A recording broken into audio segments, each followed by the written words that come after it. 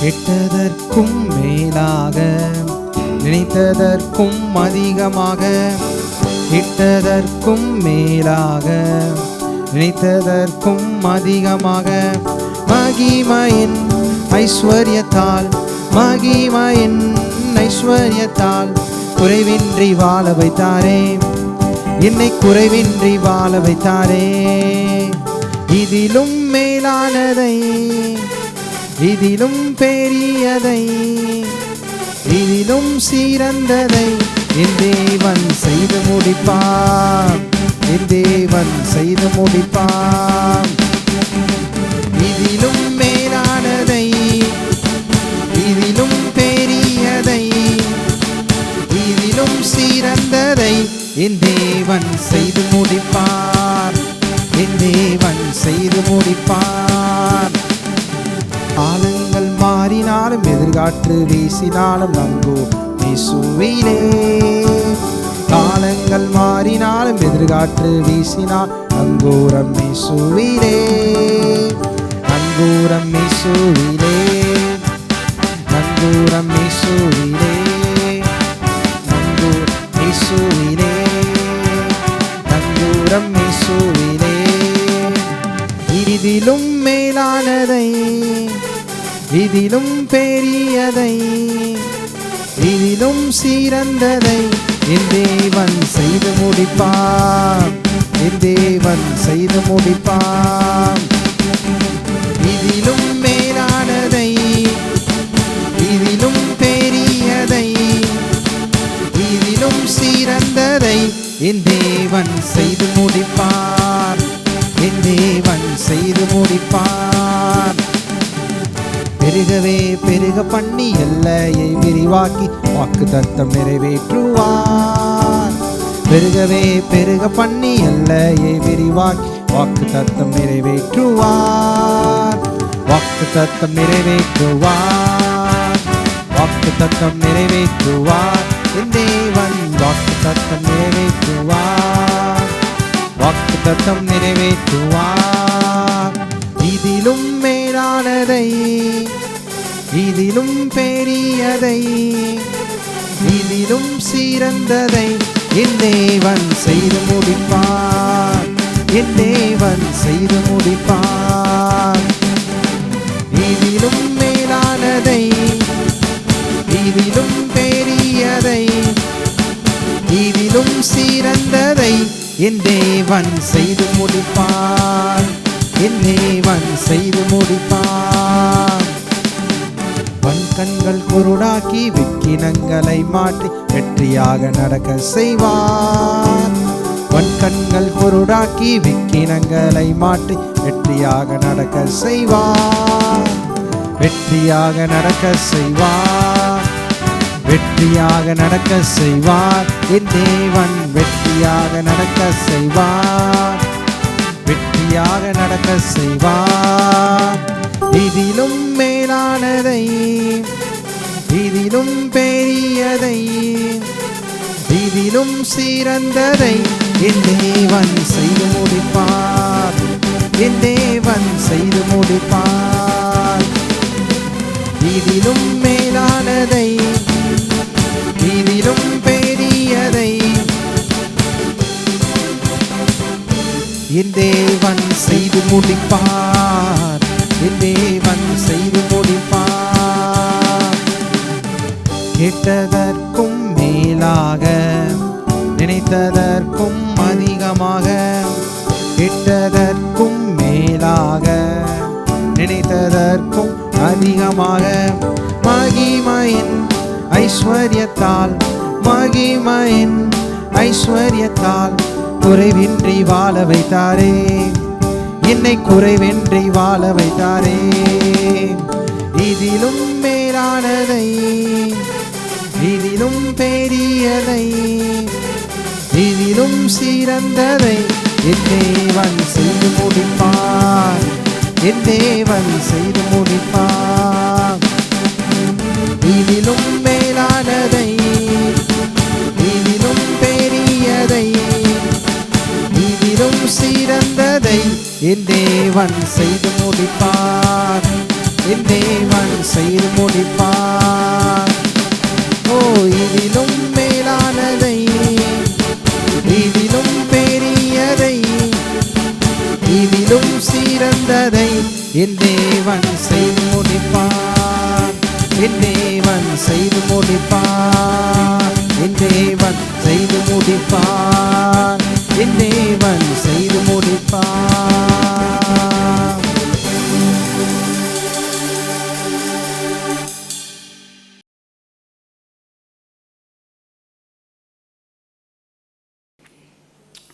தேவனுடைய பிள்ளையிலே வேதம் சொல்லுது, தேவன் தம்முடைய ஒரே பேரான குமாரனை விசுவாசிக்கிறவன் எவனோ அவன் கெட்டு போகாமல் நித்திய ஜீவனை அடையும்படிக்கு அவரை தந்தருளி இவ்வளவாய் தேவன் உலகத்தில் அன்பு கூர்ந்தார் என்று பார்க்கிறோம். ஆண்டவராய் இயேசு நாம் ஒவ்வொருவருக்காகவும் இந்த உலகத்தில் வந்து சிலுவையில் அடிக்கப்பட்டு இரத்தத்தை சிந்தி மரித்து உயிரோடு எழுந்து ஆண்டவராய் இயேசு இந்த நாளிலும் அவர் ஜீவிக்கிறார். ஒருவேளை யாராவது புதிதாக நீங்கள் எனக்கு வந்திருப்பீங்கன்னா, ஆண்டவராய் இயேசுவை உங்களுடைய நல்வாழ்வுக்கென்று, உங்களுடைய ஆசீர்வாதத்துக்கென்று அவரை ஆண்டவராக இரட்சகராக ஏற்றுக்கொள்ளுங்கள். ஆண்டவராய் இயேசுவை ஆண்டவராக ஏற்றுக்கொண்ட தேவனுடைய பிள்ளைகள், கிறிஸ்தவ வாழ்க்கை என்பது ஒரு கண்ணீரும் கவலைகளும் பிரச்சனையில் இருந்த ஒரு வாழ்க்கை அல்ல என்பதை நீங்கள் அறிந்து கொள்ள வேண்டும். அதனால் பாருங்கள், வேதம் சொல்லுது, 3 யோவான் 2 சொல்லுது, பிரியமானவனே, உன் ஆத்துமா வாழ்கிறது போல நீ எல்லாவற்றிலும் வாழ்ந்து சுகமாக இருக்கும்படி வேண்டுகிறேன் என்று தமிழில் சொல்லப்பட்டிருக்கு. ஆங்கில மொழியிலே வந்து பாருங்கள், அங்கே வேண்டுகிறேன் என்பதற்கு பதிலாக விரும்புகிறேன் என்ற பார்த்து உபயோகிக்கிறாங்க. என்னென்னா, பிரியமானவனே, உன் ஆத்துமா வாழ்கிறது போல நீ எல்லாவற்றிலும் வாழ்ந்து சுகமாக இருக்கும்படி விரும்புகிறேன் என்று சொல்லுகிறான். அந்த சுகமாக இருக்கிறேன் என்ற அந்த பதத்தில் நிறையா காரியங்கள் அடங்கி இருக்குது. அதாவது நம்முடைய ஆவிக்குரிய வாழ்வு, நம்முடைய ஆத்ம வாழ்வு, நம்முடைய சரீர சுகம், நம்முடைய குடும்பத்தில் நல்ல ஒரு அற்புதமான சமானமான ஒரு வாழ்க்கை, பொருளாதாரங்களிலே நாம் ஆசிரிக்கப்படுவது, நம்முடைய பாதுகாப்பிலே பாருங்கள் நம்மளை தேவன் அற்புதமாக ஒரு பாதுகாப்பது, பிள்ளைகளுடைய வளர்ப்பிலே எல்லாவற்றையும் பாருங்கள் வந்து அதை குறிக்கிறது. அதாவது நீங்கள் அவர் சொல்கிறார், பிரியமானவன் ஆத்மா வாழ்கிறது போல நீங்கள் எல்லாவற்றிலும் வாழ்ந்து சுகமாக இருக்கும்படி விரும்புகிறேன் என்று சொல்லும்போது, எல்லா விதமான வாழ்க்கையிலையும் நாம் வந்து சுகமாக இருப்பதை கர்த்தர் விரும்புகிறார். அதை நாமும் விரும்ப வேண்டும். என வேதம் சொல்லுது, பரலோக ராஜ்யம் பலவந்தம் பண்ணப்படுகிறது, பலவந்தம் பண்ணுகிறவர்கள் அதை பிடித்துக் கொள்கிறார்கள் என்பது. அப்போ வந்து பாருங்கள், இந்த எல்லா விதமான ஆசீர்வாதங்களையும் தேவன் நமக்கென்று வைத்திருக்கிறார். அதை நாம் வந்து விரும்பாமல், நாம் வந்து அதை விசுவாசிக்காமல், நாம் வந்து பாருங்கள் அதை குறித்த வாஞ்சை இல்லாமல் இருந்தோம்னா கண்டிப்பாக அது கிடைக்கிறதுக்கு வாய்ப்பே இல்லை. ஆனால் நாம் விசுவாசித்து, நாம் வாஞ்சித்து, அதை பாருங்கள் விரும்பி எனக்கு வேணும்னு கேட்கும்போது கண்டிப்பாக ஆண்டவர் வந்து கொடுக்குறார். கொடுக்கறது மட்டும் இல்லாமல் அவர் அதற்காக தான் அந்த உலகத்தில் வந்து சிலுவையில் அடிக்கப்பட்டு இரத்தத்தை சிந்தி மரித்து உயிரோடு எழுந்து ஆண்டவராகிய சினைக்கும் ஜீவிக்கிறார். அநேக நேரங்களில் மக்களுக்கு வந்து ஒரு சில பிரச்சனைனா, அந்த கிறிஸ்தவ வாழ்க்கையில் வந்து ஏழைகளால் இருந்தால்தான் நம்ம வந்து பரலோகத்துக்கு போக முடியும் என்ற ஒரு தவறான ஒரு போதனையை குறிப்பாகவே பெந்தகோஸ்தையில் வந்து நம்ம சபை பெந்தகோஸ்தை தான் மறந்துட வேண்டாம். என்ன சொல்கிறாங்கன்னா, அவங்க வந்து எந்த அளவுக்கு நீங்கள் ஏழையாக இருக்கீங்களோ அந்த அளவுக்கு உங்களுக்கு கர்த்தர் பரலோகத்தில் வந்து நல்ல, அதாவது தங்க வீடெல்லாம் கட்டி வச்சுருக்கிறாரு அப்படின்னு சொல்கிறாங்க. நல்லா நீங்கள் ஒரு விஷயத்தை கவனிக்கணும். யோவான் சுவிசேஷம் 3:16 அவர் தம்மை குறித்து சொல்கிறார், தேவன் தம்முடைய ஒரே பேரான குமாரனை விசுவாசிக்கிறவன் எவனோ அவன் கெட்டு போகாமல் நித்திய ஜீவனை அடையும்படிக்கு அவரை தந்தருளி இவ்வளவாய் உலகத்தில் அன்பு கூர்ந்தார் என்று சொல்கிறார். அப்படின்னா அவர் வந்து பரலோகத்தை பற்றி அந்த இடத்துல பேசலை. அவர் இவ்வளவாய் உலகத்தில் அன்பு கூர்ந்தார்னும் போது உலகத்தில் இருக்கக்கூடிய நம்மளை தான் அவர் அன்பு கூர்ந்ததாக சொல்கிறார். அப்போ அன்பு கூர்ந்தார்ன்றதில் வந்து என்னென்ன விஷயம்னா, அதாவது நம்ம மேலே அன்பு கூர்ந்தபடினால தான் முதல் மனுஷனாய் ஆதாம் மூலமாய் வந்த எல்லா விதமான சாபத்தையும் அவர் ஏற்றுக்கொண்டு நம்மளை ஒவ்வொருவரையும் அந்த சாபத்தினுடைய பிடியிலிருந்து விடுதலையாக்கும்படி தான் ஆண்டவராய் இயேசு உலகத்தில் வந்தார். அடிக்கப்பட்டு இரத்தத்தை சிந்தி மரித்து அவர் உயிரோடு இருந்து இன்றைக்கும் இயேசு ஜீவிக்கிறார். பரலோகத்தில் போய் தான் எனக்கு எல்லாமே கிடைக்கணும் அப்படின்னு சொன்னால், இந்த கிறிஸ்தவ வாழ்க்கையில் வந்து இன்றைக்கி ரட்சிக்கப்பட்டுட்டு இன்றைக்கே பரலோகத்துக்கு போனால் பிரச்சனை இல்லை. ஆனால் ரட்சிக்கப்பட்டு ஒரு கண்டிப்பாக வந்து நம்ம இருக்கிறோம். ஒரு மனுஷன் வேதம் சொல்லுது, ஒரு மனுஷனுடைய ஆயுசு நாட்கள் 70 வருஷம், பலத்தின் மீதினால் 80 வருஷம்னு. இன்னும் சொல்ல போனால் சிலர்லாம் நல்லா விசுவாசிக்கிறாங்க. கிணத்து கோப்பலன்னு ஒரு பசங்க இருக்கார், ஒரு வெள்ளைக்காரர், அமெரிக்கன்ஸு. இப்போ கூட அவர் சண்டே செல்லாம் லைவில் பேசுவார்.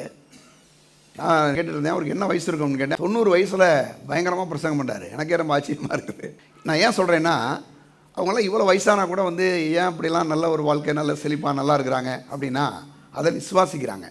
நான் சொல்கிறேன் பாருங்கள், ரொம்ப பேருக்கு என்னென்னா வயசு ஒரு 50 தாண்டிட்டாவே ஒரு மாதிரி ஒரு பயம் வந்துடுது. அப்படி ஆயிருமோ இப்படி ஆயிருமோன்றது.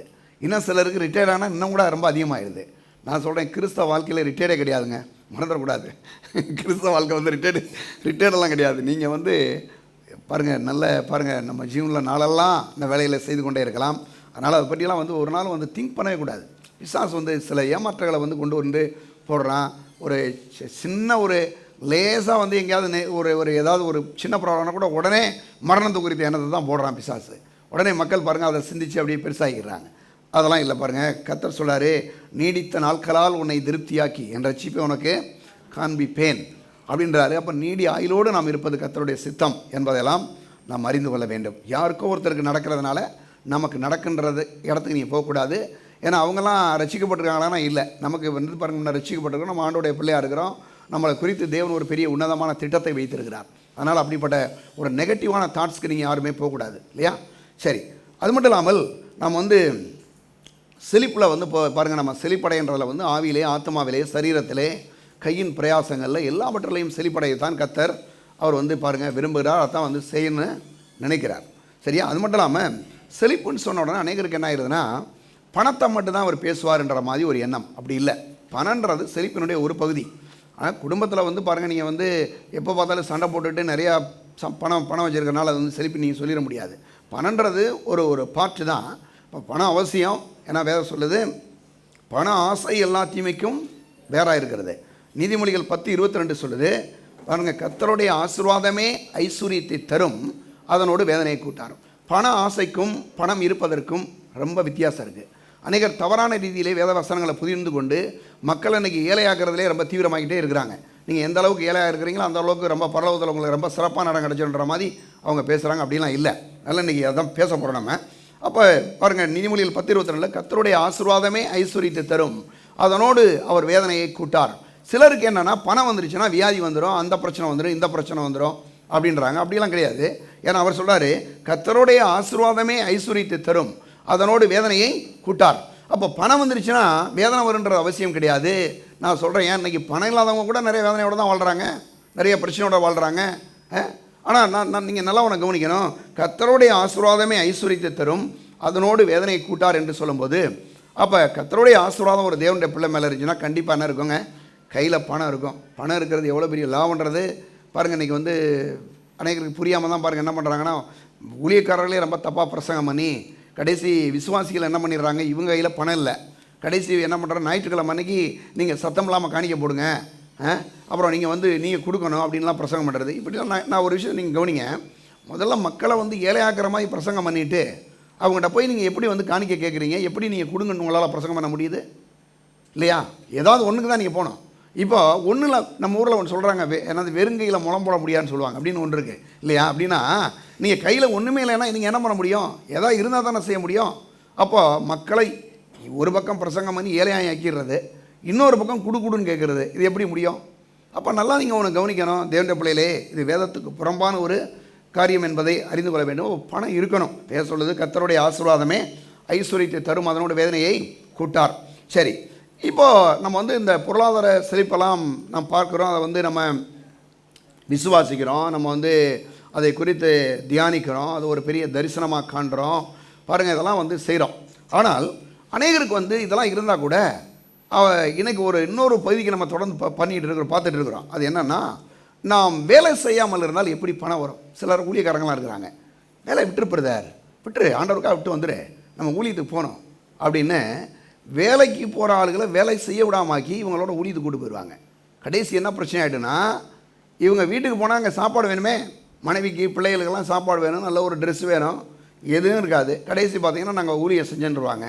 ஊழியம் செஞ்சு சில அம்மாமார் என்ன பண்ணுவாங்கன்னா, சரி ஒரு கஷ்டப்பட்டு சரி இவர் தான் புத்தி இல்லாமல் போயிட்டார், நம்ம ஏதாவது ஒரு வேலையை செஞ்சு ஏதாவது செய்வோம்னு சொல்லிவிட்டு ஏதோ பாருங்கள் ஒரு சின்ன ஏதோ ஒரு வேலையை செஞ்சு சாப்பாடு ரெடி பண்ணால் பாருங்கள், நான் ஊழியத்துக்கு போயிட்டேன், எனக்கு அதை செய்யலையா இதை செய்யலையா அப்படின்லாம் கேட்குறது. இதெல்லாம் வந்து ஏதாவது கொஞ்சமாக ஒத்து வருதா? நல்ல கவனிங்க. முழு நேர ஊழியத்துக்குன்னு அழைக்கப்பட்டிருக்கும் போது நிச்சயமாகவே வேலையை விட்டுட்டு வரணும். இப்போ நான்லாம் பாருங்கள், ஒரு பெரிய அமெரிக்கன் கம்பெனியில் வேலை செஞ்சேன். வேலையெல்லாம் விட்டுட்டு தான் நாங்கள் இந்த ஊழியத்துக்கு வந்தேன். தவிர எனக்கு உண்மையில் ஊழியத்துக்கு வர விருப்பமே இல்லை.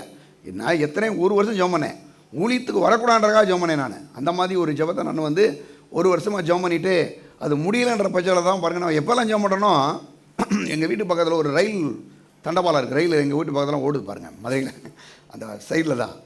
நான் எப்போல்லாம் ஜெபம் பண்ணுவேனோ அப்போல்லாம் பாருங்கள் எனக்கு தற்கொலை பண்ணுற எண்ணம் வந்துடும். நான் அப்புறம் திரும்ப போய் மன்னிப்பு கேட்பேன், ஆண்டவரே என்னை மன்னிச்சுங்க, நான் வந்து திரும்ப ஊழியத்துக்கு வந்துடுறேன் அப்படின்னு. இப்படி ஒரு வருஷம் நான் கடத்தினேன் ஊழியத்துக்கு வரக்கூடாதுன்னு சொல்லி. அதனால் வந்து முதல்ல ஊழியத்துக்கு வரணும்னு நினச்சேன், அதுக்கப்புறம் ஊழியத்துக்கு வரக்கூடாதுன்னு நினச்சேன்.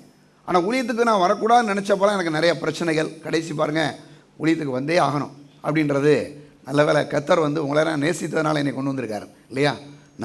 நான் கட்டாயப்படுத்தி இங்கே வரல. இப்போ வந்து ஒரு வேலையெல்லாம் நம்ம வந்து விட்டுட்டு வர்றோம். இது வந்து ஒரு முழு நேர ஊழியம், சரியா. அதுபோல் பகுதி நேர ஊழியர்களாக எல்லா விசுவாசிகளையுமே தேவன் வைத்திருக்கிறார். எல்லா தேவனுடைய பிள்ளைகளுமே ஊழியக்காரர்கள் தான். ஏன்னா அவர் சொல்கிறார், நீங்கள் என்னது ஆசாரியர்களாயும் ராஜாக்களாயும் ஆசாரியர்களுமாக இருக்கிறீன்னு சொல்கிறார் இல்லையா. அப்போ நம்ம எல்லாருமே இந்த நாட்களில் ஆசாரியர்கள் தான், ஊழியக்காரர்கள் தான். எங்களை முழு நேர ஊழியத்துக்கு அழைத்திருக்கிறார், உங்களை பகுதி நேர ஊழியத்துக்கு அழைத்திருக்கிறார். ஆனால் நம்ம எல்லாருமே வேலை செய்யணும். ஊழியத்துக்கு வந்தாப்புல நீங்கள் வேலை செய்யாமல் வந்துட முடியுமா? வேலை செய்யாமல் வந்து ஊழியம் வளரும்னு நீங்கள் நினைக்கிறீங்களா? கிடையவே கிடையாது. வந்து நாம் செழிப்படைவதற்கு நம்முடைய வாழ்க்கையில் வந்து வேலை மிக அவசியமான ஒன்று என்பதை குறித்து நாம் பார்க்குறோம். இப்போ வந்து பைபிளில் பாருங்கள், ஒரு பாஸ்டர் வந்து சர்ச்சில் போய் வேலையை பற்றி பேசலாமா? எங்கேயாவது வந்து ஏதாவது ஒரு போர்ட் மீட்டிங்லையா இல்லை ஏதோ ஒரு கம்பெனியில் வேணால் பேசலாம்.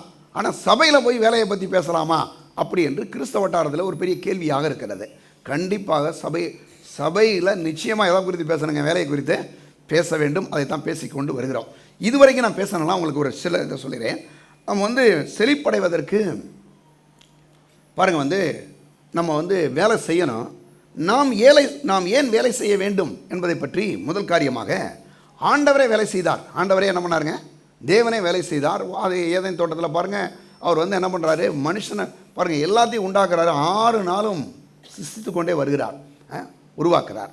இப்போ உருவாக்கும் போது சிலர் சொல்கிறாங்க, அவர் வெளிச்சம் உண்டாக்குறது என்றார், வெளிச்சம் உண்டாயிற்று அப்படின்னா பேசத்தானே செஞ்சார், அது ஒரு பெரிய வேலையா அப்படின்னு அநேகர் சொல்கிறாங்க. ஒரு விஷயத்தை நான் உங்களுக்கு ஏற்கனவே சொல்லிட்டேன். டீச்சர்லாம் இருக்கிறாங்க, அவங்க செய்கிறது வேலை இல்லையா? எத்தனை பேர் சொல்கிறீங்க டீச்சர் வேலை செய்கிறாங்கன்னு? எத்தனை பேர் நம்புறீங்க? நீங்கள் வேலை செய்கிறாங்க தெரியுமா? 1 ஹவர் அப்படியே போய் ஒரு பீரியடு போனாங்கன்னா 1 ஹவர் நிற்கணும். நான் கூட நினைப்பேன் பாருங்கள், இவங்களுக்கு சேர் நாங்கள் படிக்கும் போதெல்லாம் பார்த்தீங்கன்னா டீச்சருக்கு ஒரு சேர் ஒரு டேபிள் இருக்கும். இப்போ அங்கே டேபிள் எங்கன்னா ஒன்று எங்கன்னா அது பாட்டுக்கு எல்லாம் பாருங்கள், மக்கள் பாருங்கள் உள்ளே போனால் நிற்க தான் செய்கிறாங்க. ஒரு பீரியடு முடிச்சுட்டா திரும்ப போய்ட்டு கண்டினியூவாக ஒரு 4-5 பீரியடு போயிட்டே இருக்கிறாங்க. இப்போ இவங்களுக்கு சம்பளம் கொடுக்கலாமா வேணாமா? டீச்சர்களுக்கெலாம் கொடுக்கலாம். ஏன்னா அவங்க பேசுகிறாங்கன்னா ப்ரிப்பேர் பண்ணணும். ப்ரிப்பேர் பண்ணிவிட்டு போய் பேசுகிறாங்க. இப்போ இவங்க பேசுகிறதுக்கு சம்பளம் கொடுக்கறது இதெல்லாம் சரி அப்படின்னா, ஆண்டவராகி இயேசு கிறிஸ்து வேலை செய்தது சரியா தப்பானா? சரிதான். தேவனை வேலை செய்தார், அவர் பேசினார். அவர் பேசுகிறாரு. ஒவ்வொரு காரியத்தையும் 6 நாட்களையும் பேசி பேசி பேசி பேசி உருவாக்கிட்டே வரார், சரியா. 7ஆம் நாளில் வந்து பாருங்கள் ஓய்ந்திருந்தான்னு இருக்கேன். எல்லா நாளில் ஓய்ந்திருக்கல அவர். 6 நாள் என்ன பண்ணாருங்க? வேலை தான் செய்தார். அப்போ பேசினார். பேசும்போது பாருங்கள் எல்லாத்தையும் உண்டாக்கினார்னு பார்த்தோம். அப்போ தேவனை வேலை செய்தார் என்பதை பற்றி பார்த்தோம். அது மட்டும் இல்லாமல் நிறைய விஷயங்கள் நான் சொல்லிட்டேன். அப்படி உங்களுக்கு தேவைன்னா நீங்கள் யூடியூப்பில் போய் பார்த்துங்க, அங்கே வந்து அப்லோட் பண்ணியிருக்கோம். சரி, அது மட்டும் இல்லாமல் 2வது வேலை வந்து அவருடைய குணாதிசயத்தை வெளிப்படுத்துகிறது. நாம் வேலை செய்யும்போது வேலை வந்து நம்மெல்லாம் வேலை செய்யும்போது அவருடைய வேலையை பார்க்கும்போதே அவர் எப்படிப்பட்ட ஒரு தெய்வம். அவர் ஒரு சோம்பேறியெல்லாம் கிடையாது. அவர் வந்து ரொம்ப எப்பயுமே வேலை செய்கிறாரு. அவர் 24 மணி நேரம் வேலை செய்கிறாரு, வேலை செய்து கொண்டிருக்கிறார் இல்லையா. அப்போ அவருடைய வேலை நம்ம வேலை செய்யும் போதே ஆண்டவருடைய பிள்ளைகளாக நம்ம வேலை செய்யும் போது அவர் எப்படிப்பட்ட தேவன் என்பதை அவருடைய குணாதிசயத்தை நம்ம மூலமாக என்ன பண்ணுறாரு, நம்ம வந்து என்ன செய்கிறார், மக்கள்லாம் காண முடிகிறது.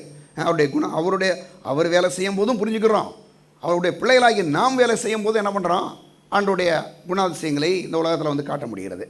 3வது வேலை வந்து ஒரு சுய மரியாதையையும் ஒரு அந்தஸ்தையும் நம்ம கொடுக்கறது.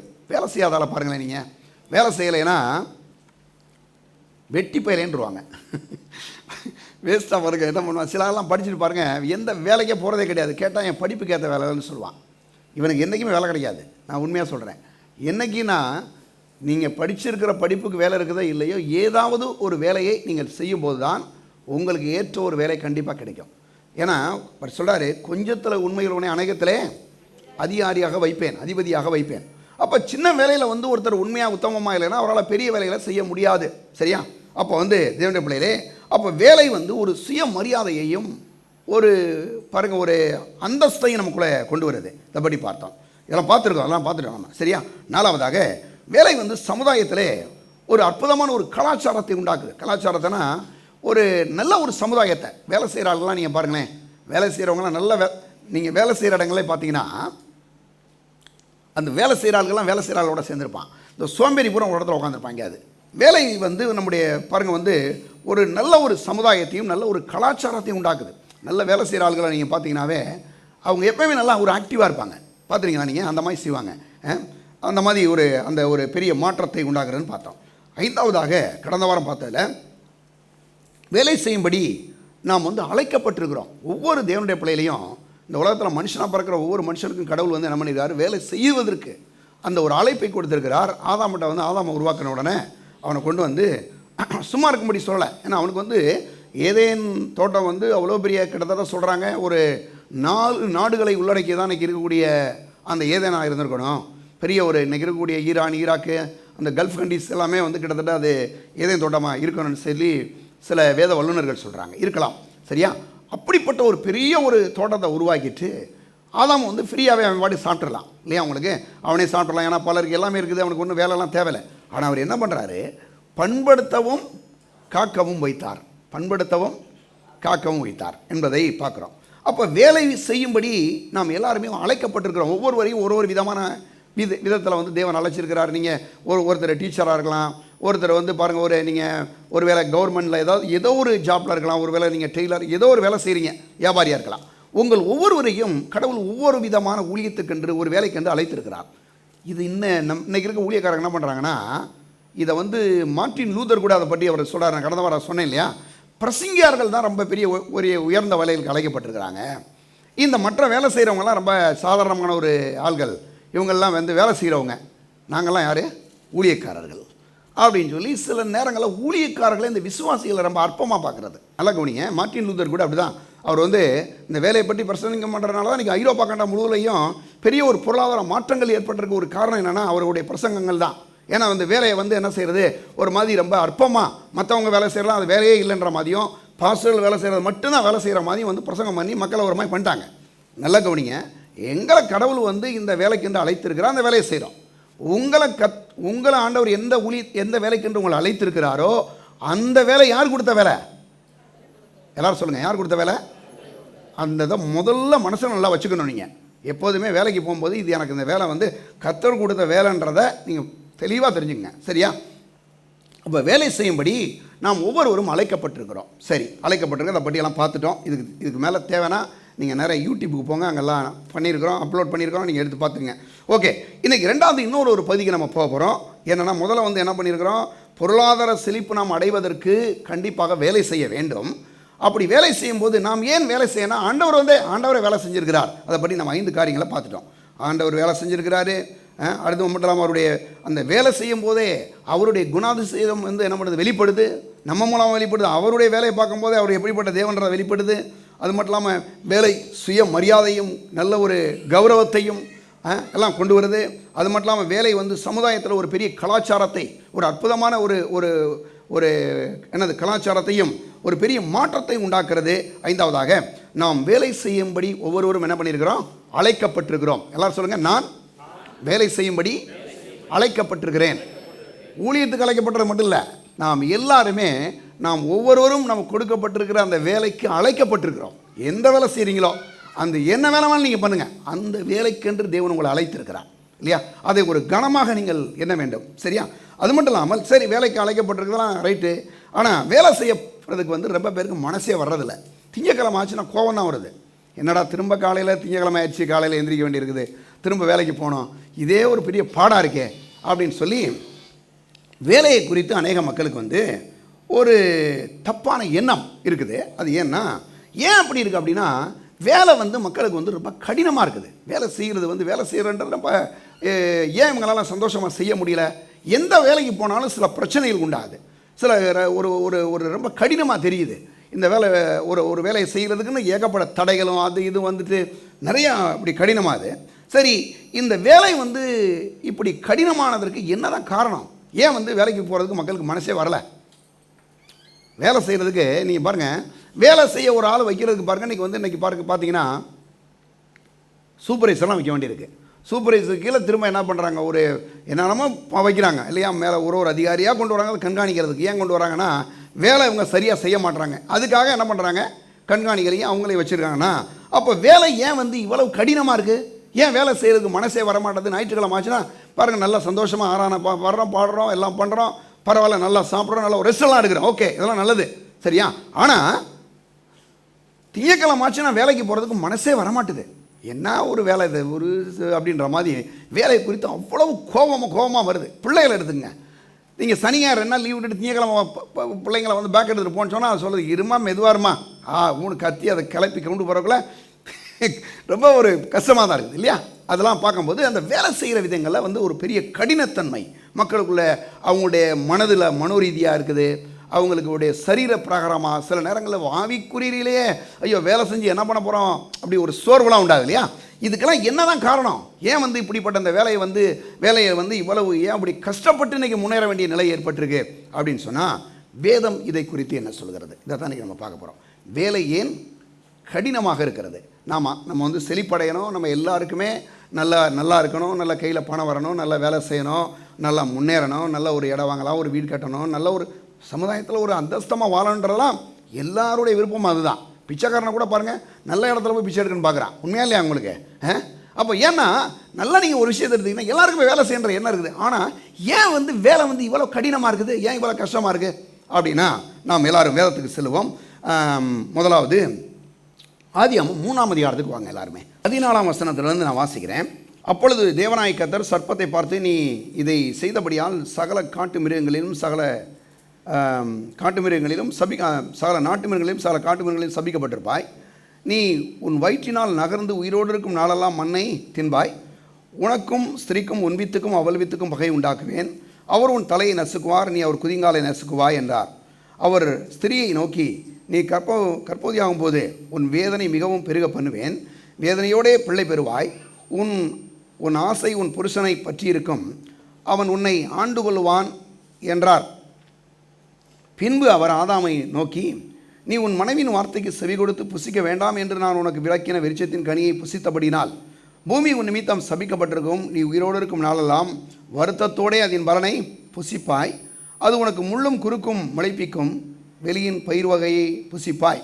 நீ பூமியிலிருந்து எடுக்கப்பட்டபடியால் நீ பூமிக்கு திரும்ப மட்டும் உன் முகத்தின் வேர்வையால் ஆகாரம் புசிப்பாய். நீ மண்ணாய் இருக்கிறாய், மண்ணுக்கு திரும்புவாய் என்றார். ஆதாம் தன் மனைவிக்கு ஏவாள் என்று பெயரிட்டான், ஏனெனில் அவள் ஜீவனோருக்கெல்லாம் தாயானவள். தேவனாய் கர்த்தர் ஆதாமுக்கும் அவன் மனைவிக்கும் தோல் உடைகளை உண்டாக்கி அவர்களுக்கு உடுத்தினார். பின்பு தேவனாய் கர்த்தர், இதோ மனுஷன் நன்மை தீமையை அறியத்தக்கவனாய் நம்மில் ஒருவரைப் போல ஆனான். இப்போதும் அவன் தன் கையை நீட்டி ஜீவவருட்சத்தின் கனியை பறித்து புசித்து என்றைக்கும் உயிரோடு இராதபடிக்கு செய்ய வேண்டும் என்று அவன் எடுக்கப்பட்ட மண்ணை பண்படுத்த தேவனாய் கர்த்தர் அவனை ஏதேன் தோட்டத்திலிருந்து அனுப்பிவிட்டார். அவர் மனுஷனை துரத்திவிட்டு ஜீவவருட்சத்துக்கு போகும் வழியை காவல் செய்ய ஏதேன் தோட்டத்துக்கு கிழக்கே கேர்வீன்களையும் வீசிக்கொண்டிருக்கிற சுடரொளி பட்டயத்தையும் வைத்தார். நல்ல கவனிங்க. இப்போ ஏன் வந்து மனுஷன் பாருங்க, இன்றைக்கி வேலை செய்கிற அந்த வேலையில் ஏன் வந்து இவ்வளோ பெரிய ஒரு கடினத்தன்மை, ஏன் இவ்வளோ பெரிய ஒரு சாபம், ஏன் வந்து மக்களால் முன்னேற முடியலை? இவ்வளோ வேலை செய்கிறோம், அதெல்லாம் நடக்குது, இவ்வளோ வேலை செஞ்சால் கூட ஏன் முன்னேற முடியலை? ஏன் வந்து இவ்வளோ ஒன்று வேலை செய்கிறதுல வேலைக்கு போக முடியலை, அது ஒரு கஷ்டம். வேலை செய்ய போனால் அங்கே வேலை செய்ய விடாதபடி ஒரு 10 பேர் இருக்கான். நீங்கள் ஏதாவது ஒரு நல்ல பிளான் பண்ணி கொஞ்சம் முன்னேற நினச்சா உங்களை எப்படியா கீழே இழுத்து விடணும் அவன் ஒரு சில திட்டம் போடுறான் இல்லையா? சரி, இதெல்லாம் தாண்டி கொஞ்சம் முன்னேறி கொஞ்சம் சம்பாரிச்சு ஏதாவது கொஞ்சம் டெவலப் ஆகலான்னா அங்கே சில போட்டிகள் பொறாமைகள் என்னென்னமா வந்துடுது. இதுக்கெல்லாம் என்ன தான் காரணம் அப்படின்னு சொன்னால், ஆதியாகமம் 3ஆம் அதிகாரத்தில் 14 இந்த 24 வசனம் வரைக்குமே ஒரு பெரிய ஒரு பதிலாக இருக்குது. என்னென்னா பாருங்கள், ஆதாமுக்கு வந்து தேவன் வந்து வேலையெல்லாம் கொடுத்துட்டாரு. கொடுத்த பிறகு அவனுக்கு வந்து ஒரு வேலையை குறித்த ஒரு சரியான அபிப்பிராயம், அதாவது ஒரு சரியான நோக்கம் கிடையாது. நீங்கள் பார்த்தீங்கன்னா நிறைய பேருக்கு வேலையை குறித்து ஏன் வந்து நோக்கம் இல்லைன்னா, வேலைக்கு ஏதோ போகிறோம், ஏதோ போய் தான் ஆகணும், என்ன பண்ணுறது அப்படின்ற மாதிரி அந்த வேலையை குறித்து எந்த ஒரு உயர்ந்த எண்ணமுமே கிடையாது. ஏன் அப்படின்னா, வேலைன்றதை இவங்க என்ன நினைக்கிறாங்கன்னா ஒரு சாபம், இது வந்து ஆண்டவர் நம்ம மனுஷன் மேலே கொடுத்த ஒரு சாபம் இது. அந்த என்ன பண்ணுறது, உயிரில் வரைக்கும் இந்த சாபத்தினால இப்படி வாழன்ற மாதிரி வந்து மக்கள் வந்து வேலையை குறித்து ஒரு சாபமாக எண்ணுகிறார்கள். முதல் காரியம். ரெண்டாவது, இந்த வேலையை பற்றி இவங்களுக்கு வந்து ஏன் நல்ல ஒரு உயர்ந்த எண்ணம் இல்லைன்னா, வேலையை குறித்தே ஒரு நல்ல எண்ணமே கிடையாது. வேலையானா வேலைன்னு சொன்னாவே கோபம் தான் வருது. வேலையை பற்றி இப்போ வந்து கோபம் வருது. இன்னொன்று அது இதெல்லாம் எதுக்கு செஞ்சு என்ன பண்ணுறோம் அப்படின்ற மாதிரி ஒரு தவறான எண்ணம் தான் மக்கள் மத்தியில் இருக்கே தவிர, வேலையை குறித்து ஒரு நல்ல எண்ணம், ஒரு நல்ல ஒரு அபிப்பிராயம், ஒரு நல்ல நோக்கம் கிடையாது. அதனால தான் இவர்களுடைய வேலையில் ஒரு பெரிய தடையாக இருக்குது. அது மட்டும் இல்லாமல் வேலையை குறித்து அவர்கள் அந்த வேலை செய்ய விடாதபடி அவர்களை தடை செய்யுது. முன்னேறணும் ஒரு எண்ணம் இருந்தால் கூட இப்படிப்பட்ட ஒரு சில தவறான எண்ணங்கிறதுனால தான் பாருங்கள் வந்து என்ன ஆயிருன்னா உங்களால் வேலை செய்யவே முடியாமல் தடை செய்யப்படுது. எந்த ஒரு காரியத்தையுமே நீங்கள் எடுத்துக்கிட்டிங்கன்னா நீங்கள் வந்து ஒரு காரியத்தை செய்யும்போது அதை ஒரு நல்ல நோக்கத்தோடு ஒரு நல்ல எண்ணத்தோடு நீங்கள் செஞ்சீங்கன்னா தான் என்ன பண்ண முடியும். சமையலே பண்ணுறீங்க, சவரியல் பண்ணுறீங்கன்னா நல்லா இன்றைக்கி டேஸ்ட்டாக பண்ணணும், நல்லா கணவருக்கு ஏற்ற மாதிரி பண்ணணும், பிள்ளைகளுக்கு ஏற்ற மாதிரி பண்ணணுன்ற அந்த ஒரு நல்ல ஒரு நோக்கத்தோடு நீங்கள் பண்ணிங்கன்னா அவை நல்லாவே வரும் சமையலே. சில நேரங்களில் இந்த ஆளுக்கெல்லாம் எண்ணத்துக்கு போடணும், இந்த ஆள் நம்மளை திட்டிகிட்டு இருக்கான் அப்படி கோபத்தை நல்லா சமைக்கிறாள் கூட கெட்டு போயிடும். நீங்கள் பார்த்துருக்கலாம் நீங்கள். ஏன்னா உங்களுக்கு அதை பற்றி அந்த ஒரு அசால்ட் வந்துடும். நீங்கள் நல்லா செய்யணுன்ற ஒரு நோக்கத்தோடு பண்ணும்போது என்ன ஆயிரும், நல்லா செய்யணுன்றதுல ரொம்ப அழகாக அதை நிதானித்து ரொம்ப நல்லா பண்ணுவாங்க. எப்படிலாம் போடணும், எப்படி போடணும், என்ன நம்ம போடணும் எல்லாம் போடுவாங்க, கரெக்டாக போடுவாங்க. ஆனால் கோபத்தில் நீங்கள் பாருங்கள், அவர் மேலே இருக்கிற கோபத்தில் சமையலே கெட்டு போயிடும். பார்த்துருக்கீங்களா? இப்படி தான் இன்றைக்கி அனைவருடைய வாழ்க்கையில் என்ன ஆயிருதுன்னா, வேலையை குறித்து ஒரு சில கோபம், தவறான எண்ணங்கள், ஒரு பாருங்கள் வேலையை பற்றி ஒரு அற்பமான ஒரு நோக்கம் இருக்கிறனால தான் மக்களால் என்ன பண்ண முடியல, வேலை செய்ய முடியவில்லை. முதல் காரியம். ரெண்டாவது வந்து பார்த்திங்கன்னா, வேலைக்கு போகும்போது இப்போ இந்த வேலைக்கு போகும்போது பாருங்கள் சில சந்தேகத்தோடு போகிறது. என்ன சந்தேகம்னா, இந்த வேலையில் போய் இதெல்லாம் ஒரு வேலைன்னு சொல்லி இதெல்லாம் நம்ம போய் வேலைக்கு போய் நம்ம முன்னேறிடுவோமா? சிலருக்குலாம் பார்த்தீங்கன்னா வேலை கொஞ்சம் நல்லா இருந்துச்சுன்னா அந்த வேலையை மதிப்பாங்க. நீங்கள் பார்த்துருப்பீங்க இல்லையா? கொஞ்சம் நல்ல வேலையாக இருக்குன்னா அதை கொஞ்சம் மரியாதையோடு பண்ணுவாங்க. ஆனால் கொஞ்சம் ஒரு சாதாரணமான வேலையாக இருந்துச்சுன்னா அவங்க என்ன பண்ணுவாங்கன்னா அதெல்லாம் இது ஒரு வேலையா அப்படின்னு அந்த வேலையை குறித்தே ஒரு பெரிய சந்தேகம் மக்களுக்குள்ளே ஏற்படுது. மக்களுக்குள்ளே பாருங்கள் வேலையை குறித்த ஒரு சந்தேகம். ரெண்டாவது பயம். ஒரு சில நேரங்களில் ஒரு பயமே வந்துடுது. இந்த வேலையை பார்த்து நம்ம முன்னேறிடுவோமா? இது ஒரு வேலையா? இதனால் நம்ம வந்து முன்னேற்றம் அடைஞ்சிட முடியுமா? இதனால் நமக்கு ஒரு பணம் வந்துடுமா? இதனால் வந்து ஒரு சமுதாயத்தில் ஒரு நல்ல நன்மைக்கு வந்துடுவோமா? எத்தனை பேர் அநியாயம் பண்ணுறான், அக்கிரமம் பண்ணுறான், என்னென்னமோ வழியில் சம்பாதிக்கிறான், அவெல்லாம் நல்லா இருக்கிறான், நம்ம இந்த வேலை செஞ்சு நல்லா இருப்போமா அப்படின்னு சொல்லி இந்த வேலையை குறித்து ஒரு பயம், சந்தேகம் மக்களுக்குள்ளே ஏற்படுது. அப்படி இருக்கிறதுனால தான் உங்களுக்கு என்னதுன்னா இந்த வேலைக்கு போகக்கூடாதுன்ற எண்ணமேலாம் வந்துடுது. சில நேரங்களில் வேலையில் எவ்வளோ பிரச்சனை இருக்குது பாருங்கள். சரியா? ரெண்டாவது. மூணாவது பார்த்தீங்கன்னா வேலைக்கு போகும்போது ஒரு விசுவாசத்தோடு போகிறதில்ல. இன்றைக்கி வேலைக்கு போனால் எப்படி இருப்பேன், நான் நல்லா இருப்பேன், இன்றைக்கி கடையை திறந்தால் நான் என்ன பண்ணுவேன், நல்லா ஒரு வியாபாரம் செய்வேன், இன்றைக்கி வேலைக்கு போனால் எனக்கு வந்து நல்ல ஒரு பலன் உண்டாகும். நான் சொல்கிறேன். குறிப்பாக இன்றைக்கி வந்து பாருங்கள் நிறைய டீச்சர்ஸ்லாம் இருக்கிறாங்க இல்லையா? டீச்சர்ஸ்லாம் இருக்கிறாங்க. ஒருவேளை அவங்களுக்கு வந்து நல்லா டீச்சர்லாம் பண்ணுறாங்க. சில இடங்கள்லாம் பார்த்தீங்கன்னா ஒரு போதிய அளவு நல்ல ஒரு ஊதியங்கள் கூட கிடையாது. அவங்க படித்த படிப்புக்கு அவங்க செய்கிற வேலைகள்லாம் நிறைய இடங்களில் பார்த்தீங்கன்னா அவங்க ரொம்ப கஷ்டப்பட்டு வேலை செய்கிறாங்க. அவங்களுக்கு ஒரு சரியான ஒரு இன்கம் கிடைக்கிறது இல்லை. இப்படி தான் பண்ணும்போது அவங்கள அறியாமலே ஒரு சோர்வு வந்துடுது. ஐயோ இப்படியெல்லாம் நம்ம கஷ்டப்படுறோமே அப்படின்ற மாதிரி அந்த மாதிரி ஒரு இது வரும்போது நான் சொல்கிறேன், வேலைக்கு போகும்போது கண்டிப்பாக ஒரு விசுவாசத்தோடு போகணும். ஏன் விசுவாசத்தோடு போகணும் அப்படின்னு சொல்கிறேன்னா, உங்களை வேலைக்கு வச்சுருக்க அந்த நிறுவனம் உங்களுடைய ஆண்டவர் கிடையாது. அதை நீங்கள் மறந்துடக்கூடாது இல்லையா? உங்களை வேலை வச்சிருக்கக்கூடிய எந்த ஒரு நிறுவனமாக இருந்தாலும் அது உங்களுடைய ஆண்டவர் கிடையாது. வானத்தையும் பூமி உண்டாக்கின தேவாதி தேவனே நம்முடைய ஆண்டவர். அதனால் இந்த நிறுவனங்களோ இல்லை ஒரு இந்த காலேஜோ இல்லை இந்த ஸ்கூலோ அல்லது இந்த ஒரு முதலாளியோ இவர்கள் வந்து உங்களுடைய ஆதாரங்கள் கிடையாது. நீங்கள் என்ன செய்யணும்னா, கர்த்தர் தான் என் ஆதாரம், அவர் தான் என் சோர்ஸ், அவர் தான் என் ஊற்று என்று நம்பும்போது அந்த வேலையை தாண்டி உங்களை மகத்துவமாய் தேவன் ஆசீர்வதிக்க முடியும். அது ஒரு பெரிய விசுவாசம். ஏன் இன்னைக்கு அனைவருக்கு வந்து வேலைக்கு போக முடியல, அந்த விசுவாசம் இல்லை.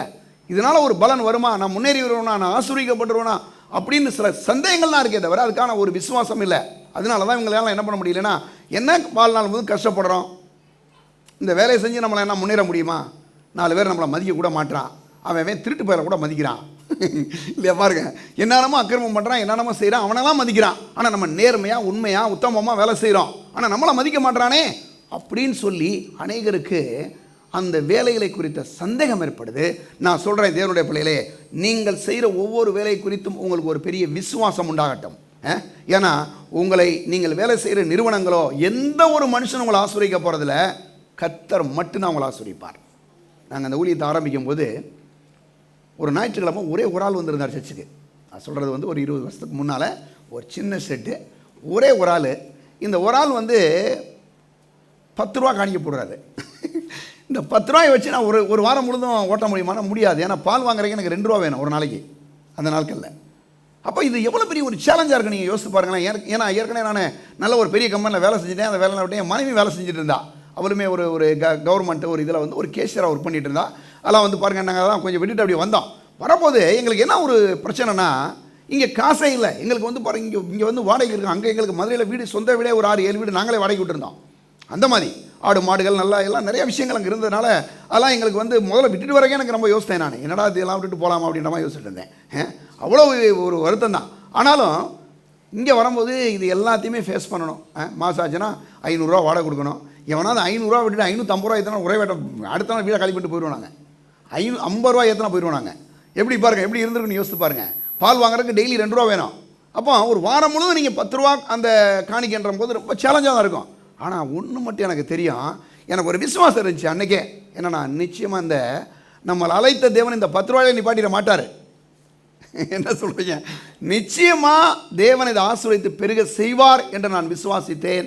நான் என்ன விசுவாசித்தனோ, நான் என்ன பேசணும், அதை தேவன் கனம் பண்ணியிருக்கிறார் இல்லையா? அப்போ நான் சொல்கிறேன், இது ஒரு பெரிய விசுவாசம். வேலைக்கு வரும்போது, நீங்கள் வேலைக்கு போகும்போது, என்னப்பா சார் இப்படி சொல்கிறீங்க, நீங்கள் ஊழியத்தில்னா யாராக கொடுத்துருவாங்க, எங்களுக்கு யார் கொடுப்பா? உங்களுக்கு இதுவரைக்கும் நடக்காத இடத்துலேருந்து வந்துருங்க. நீங்கள் விசுவாசத்தை பாருங்கள். நீங்கள் வந்து அவங்க பார்க்குறாங்க, இவங்க பார்க்குறாங்க, எவன் பார்த்தாலும் கவலைப்படாங்க.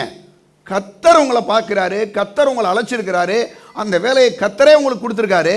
கர்த்தர் தான் உங்களை பார்த்து கொண்டு இருக்கிற தேவன், அவர் தான் உங்களுடைய அதிகாரி. நீங்கள் நம்புங்க. யாருக்காக நீங்கள் வேலை செய்ய வேணாம். யாருக்காக? கர்த்தர் உங்களை பார்க்குறான்றதில் பண்ணி பாருங்கள். நான் சொல்கிறேன், அவர் சொல்கிறார், உண்மையும் உத்தமன ஊழியக்காரனை உடைய எஜமானுடைய சந்தோஷத்துக்குள்ளே பிரவேசி. கர்த்தர் செய்வாருங்க. ஒன்றும் பயப்பட வேண்டிய. இன்றைக்கி இருக்கக்கூடிய நிலைமையை நீங்கள் பார்க்க வேண்டாம். நீங்கள் எங்கள் நிலைமையெல்லாம் பார்த்தீங்கன்னு வச்சுங்க, ஊழியமே வேணான்னு ஓடியே போயிருப்பீங்க. நானே 2-3 தடவை ஓடலாம்னு பார்த்தேன். இந்த ஊழியமே வேணான்னு ஓடி 2-3 தடவை ஓடி ஊரை விட்டே போயிடுவோம் அப்படின்னு சொல்லி யோசிச்சுட்டு இருந்தேன் பாருங்கள். ஏன்னா அவ்வளோ ரொம்ப சேலஞ்சு தான். ஒரு பக்கம் காசு இருக்காது, இன்னும் ஒரு பக்கம் பாருங்கள் பிள்ளைகளுடைய தேவை இருக்கும். எனக்கு நல்ல ஒரு ஞாபகம் இருக்குது. என் மனைவிக்கு முதல் முறையாக நாங்கள் கிறிஸ்துவ இங்கே வந்தப்போ ஒரு 300 ரூபாய்க்கு, ஒரு 300 ரூபா கூட இல்லை, சாரி 180 ரூபாய்க்கு நினைக்கிறேன், ஒரு சேலை வாங்கி கொடுத்தேன். அது எனக்கு ரொம்ப பெருசாக இருந்துச்சு உண்மையிலேங்க. அன்னைக்கு அந்த முதல்ல என்னுடைய மகனுக்கு குழந்தை பிறந்திருக்கு பாருங்க, ஒரு 6 மாதம் நினைக்கிறேன். ஒரு அம்மாட்ட போய் டிமாண்ட் பண்ணுறேன். 60 ரூபாய்க்கு சட்டை வாங்குறதுக்கு ஏகப்பட்ட டிமாண்டு இருக்கிற. நிறைய பாசம் என்னை சொல்லுவாங்க, அவருக்கு என்னங்க, அவர் எல்லாம் போகிறாருங்க, காரில் போகிறாருங்க. நல்லா கவனிங்க, உண்மையாக ஒருத்தன் ஊழியம் பண்ணானா காரில் இல்லைங்க, பிளைன்லேயே போகலாம். எனக்கு தெரியும், தெரிஞ்சுக்கிட்டீங்களா? ஆனால் திருட்டுத்தனம் பண்ணிகிட்டு இருக்கிற வரைக்கும் ஒரு ரூபாயிலையும் ஒன்றும் டெவலப் ஆகவே முடியாது. நான் சொல்கிறேன், ஊழியன்றது வந்து எவ்வளோ முக்கியம், எவ்வளோ வேலை தெரியுமா உங்களுக்கு? படிக்கணும். இதுக்கு என்ன நம்ம ஒர்க் பண்ண வேண்டியிருக்குங்க, படிக்கணும், அவ்வளோ வேலை செய்யணும். ஊழியன்றது ஒன்றும் சும்மா வந்துடாது. அப்போ இதெல்லாம் அந்த வேலையில் ஒரு கடினம் வரும்போது ஏன் சொல்கிறேன்னா, உங்களுக்கு சந்தேகப்பட வேண்டாம், ஒன்றும் பயப்படாங்க. கர்த்தர் எங்களை வச்சு பாருங்கள். கொஞ்சம் ஒன்றுமே இல்லாமல் ஒரு ரூபா கூட இல்லாமல் இருந்த காலங்கள் கூட உண்டு. அப்படிப்பட்ட காலங்கள் கூட உண்டு. அப்படிப்பட்ட நிலையில் இருந்த இன்னைக்கு கடவுள் ரொம்ப சூப்பராக கொண்டு வந்திருக்காருன்னா, நான் சொல்கிறேன், உங்களை யாரை வேணாலும் கர்த்தர் ஆசீர்வதிக்க முடியும். அதனால் நீங்கள் பயப்பட வேண்டாம், சந்தேகப்படாங்க. சரியா? வேலைக்கு போகிறோம், இந்த வேலையில் நம்ம முன்னேறிடுவோமா? ஒன்றும் பயப்படாங்க. நிச்சயமாக நீங்கள் முன்னேறுவீங்க. ஏன்னா நீங்கள் வேலை செய்கிற நிறுவனங்கள் உங்களுடைய முதலாளி கிடையாது. வானத்துமையும் உண்டாக்கின தேவாதி தேவன் உங்களுடைய ஓனர், உங்களுடைய முதலாளியாய் உங்களுடைய ஆதாரமாக இருக்கிறார். அவர் நிச்சயம் உங்களை ஆசீர்வதிப்பார். சரியா? அப்போ அந்த வேலையை குறித்து சந்தேகப்பட வேண்டாம். சரி, 3வது அதை பற்றி பார்த்தோம். 4வதாக, ஏன் வேலை இவ்வளோ கஷ்டமாக இருக்குது? ஏன் வேலை செய்கிறதுக்கு நல்ல எண்ணம் வர மாட்டேது? ஏன் வேலைக்கு போனாவே ஒரு மாதிரி சோர்வாயிடுது அப்படின்னா, வேலையில் என்னென்னா, ஆதாம் மூலமாக வந்தால் என்னாச்சு, ஒரு பெரிய பாவம் வேலையை கடினமாக்கிடுச்சு, வேலையை கஷ்டமாக்கிடுச்சு. அதனால தான் பாருங்கள், இன்றைக்கி மக்கள் வேலை செய்கிறதுக்கு ரொம்ப கஷ்டப்படுறாங்க. எந்த வேலையுமே நீங்கள் பார்த்தீங்கன்னா கஷ்டம் இல்லாமல் எந்த ஒரு முன்னேற்றமே இல்லை, அவ்வளோ கஷ்டப்பட வேண்டி இருக்குது இல்லையா? அப்போ ஏன்னா இதுக்கு என்ன ஒரு ஆன்சர் அப்படின்னா, ஏன் வேலை இன்றைக்கி இவ்வளோ கஷ்டமாக இருக்குன்னா, பாவத்தினால தான் இந்த வேலை என்ன இருக்குது இன்றைக்கி இவ்வளவு கஷ்டமாக இருக்கிறது. என்ன பாவம்? முதல் மனுஷனாக ஆதாம் பாவம் செய்தபடினாலே வேலை சொல்லுது. அதாவது பாருங்கள், இப்படியாக ஒரே மனுஷனாலே பாவமும் அந்த பாவத்தினால மரணமும் இந்த உலகத்தில் என்ன உள்ளே வந்துருச்சு. எல்லா மனுஷரும் பாவம் செய்து தேவ மகிமையற்று போனார்கள். எல்லா மனுஷரும். அப்போ எல்லா மனுஷரும் பாவம் செய்து தேவமயமற்று போயிட்டாங்கன்னா எல்லா மனுஷருடைய வாழ்க்கையிலையுமே ஆதாம் மூலமாக தான் இந்த பாவமே வந்துச்சு. அதனால தான் வேலை இன்னைக்கு ஒரு பெரிய சாபமாக மக்களுக்கு தெரியுது, ஒரு கடினமாக தெரியுது. பாவம் அப்படி ஆக்கிடுச்சு. அது மட்டும் இல்லாமல் ஆதாம் ஏவாளின் அந்த பாவம் முழு மனுக்குலத்தையும் பாவத்தில் மூழ்கடித்து விட்டது. இன்றைக்கி பாருங்கள், மனுஷன் என்னென்ன மாதிரி பாவம் செய்கிறான் பாருங்கள். அமெரிக்கா போன்ற தேசங்களில் ஆண்களும் திருமணம் செய்து கொள்கிறார்கள். எத்தனை பேருக்கு தெரியுமா உங்களுக்கு? பெண்களும் திருமணம் செய்து கொள்கிறாங்க. இது அமெரிக்கா அரசாங்கமே அனுமதி கொடுத்துருக்கு. இதை எதிர்த்து ஒருத்தர் பேசினார். உங்களுக்கு தெரியும், போன ஒரு 6 மாதத்துக்கு முன்னால் ஒருத்தர் ஷூட் பண்ணி கொண்டுட்டாங்க. இதுக்கு எதிர்ப்பு தெரிவித்த ஒரு ஆள், அதுக்கு எதிர்ப்பு தெரிவித்து இது வேண்டாம், இது கடவுளுக்கு விரோதமான ஒரு காரியம், அவர் நல்லா ஒரு பைபிள் படிக்கிற மனுஷன் பாருங்கள். இதுக்காக ஒரு பையன் போய் ஷூட் பண்ணிட்டான். ஏன்னா வேதத்துக்கு புறமான ஒரு பாவமான காரியத்தை உலகமே சில நேரங்களில் அங்கீகரிக்குது.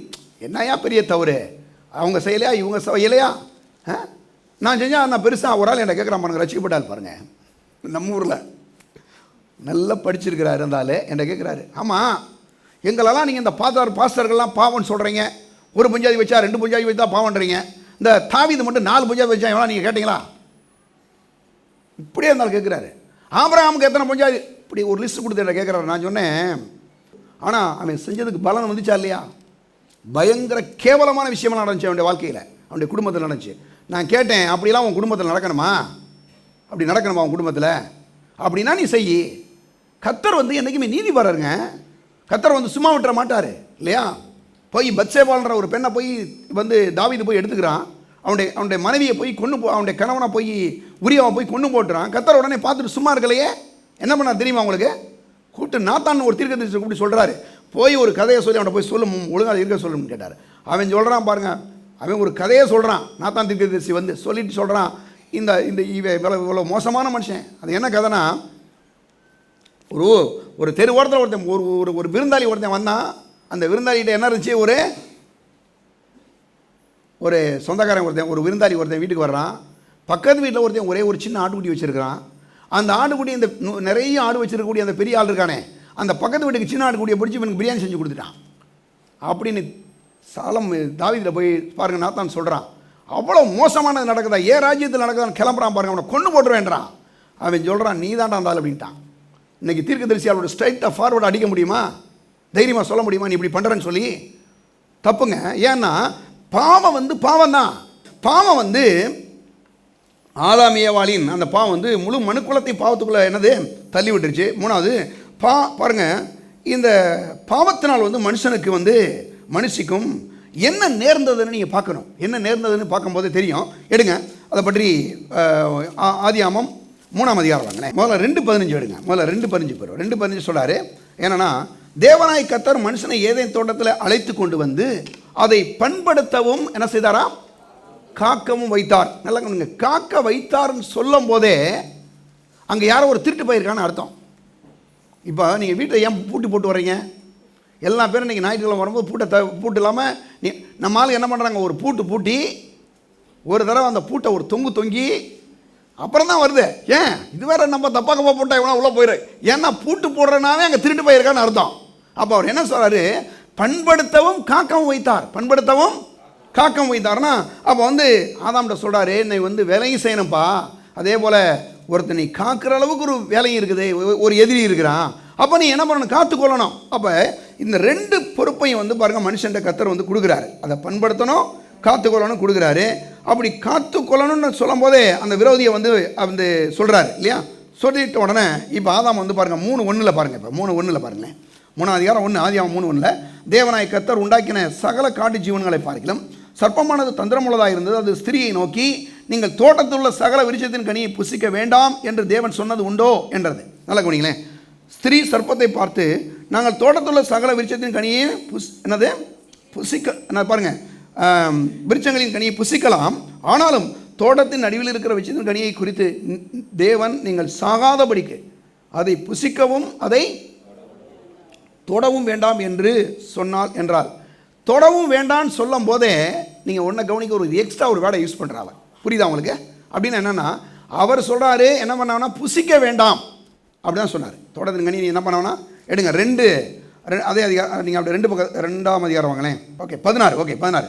தேவனாய் கர்த்தர் மனுஷனை பாருங்கள், மனுஷனை நோக்கி, நீ தோட்டத்தில் சகல விருட்சத்தின் கனியை புசிக்கலாம், எல்லா கனியும் நீ புசிக்கலாம், ஆனால் நன்மை தீமையை அறியத்தக்க விருட்சத்தின் கனியை மட்டும் நீ புசிக்க வேண்டாம்னு சொல்லிட்டார். புசிக்க வேண்டாம்னு சொன்னார் தவிர தொடக்கூடாதுன்னு சொல்லலை இவர். ஆனால் இந்த அம்மா என்ன பண்ணாங்கன்னா பாருங்கள் என்ன சொல்கிறாங்க, சர்ப்பத்தை பார்த்து எல்லாம் 3ஆம் வசனத்தில், ஆனாலும் தோட்டத்தின் நடுவில் இருக்கிற விருட்சத்தின் கனியை குறித்து தேவன் நீங்கள் சாகாதபடிக்கு அதை புசிக்கவும் அதை தொடவும் வேண்டாம் சொன்ன உடனே என்ன ஆயிடுச்சுன்னா, பிசாசுக்கு ஒன்று தெரியுது. என்னது? இவளுக்கு சந்தேகம் வந்துருச்சு. யார் மேலே? ஆண்டவர் மேலே சந்தேகம் வந்துருச்சு. ஆண்டவர் சொல்கிறாரு, நீ என்ன வேணா புசிக்க வேண்டாம்னு சொல்கிறாரு. ஆனால் இவன் என்ன சொல்கிறா, புசிக்கவும் தொடவும் வேண்டாம்னு சொன்ன உடனே பிசாசு புரிஞ்சுக்கிட்டான். இந்த அம்மாக்குள்ள ஒரு கேப் வந்துருச்சு. சரியா?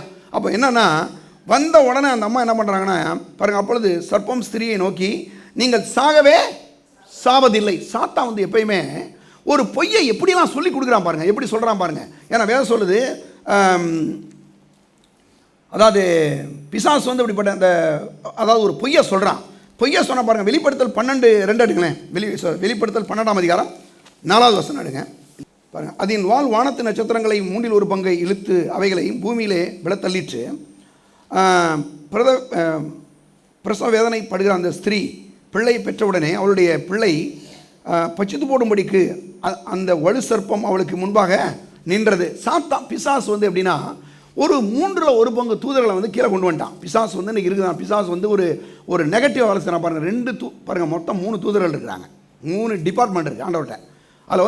அதில் ஒரு டிபார்ட்மெண்ட் யாருன்னா, இந்த காபிரியல் செய்தியை கொண்டு வரவர் ஆண்டவர்கிட்ட இருந்து.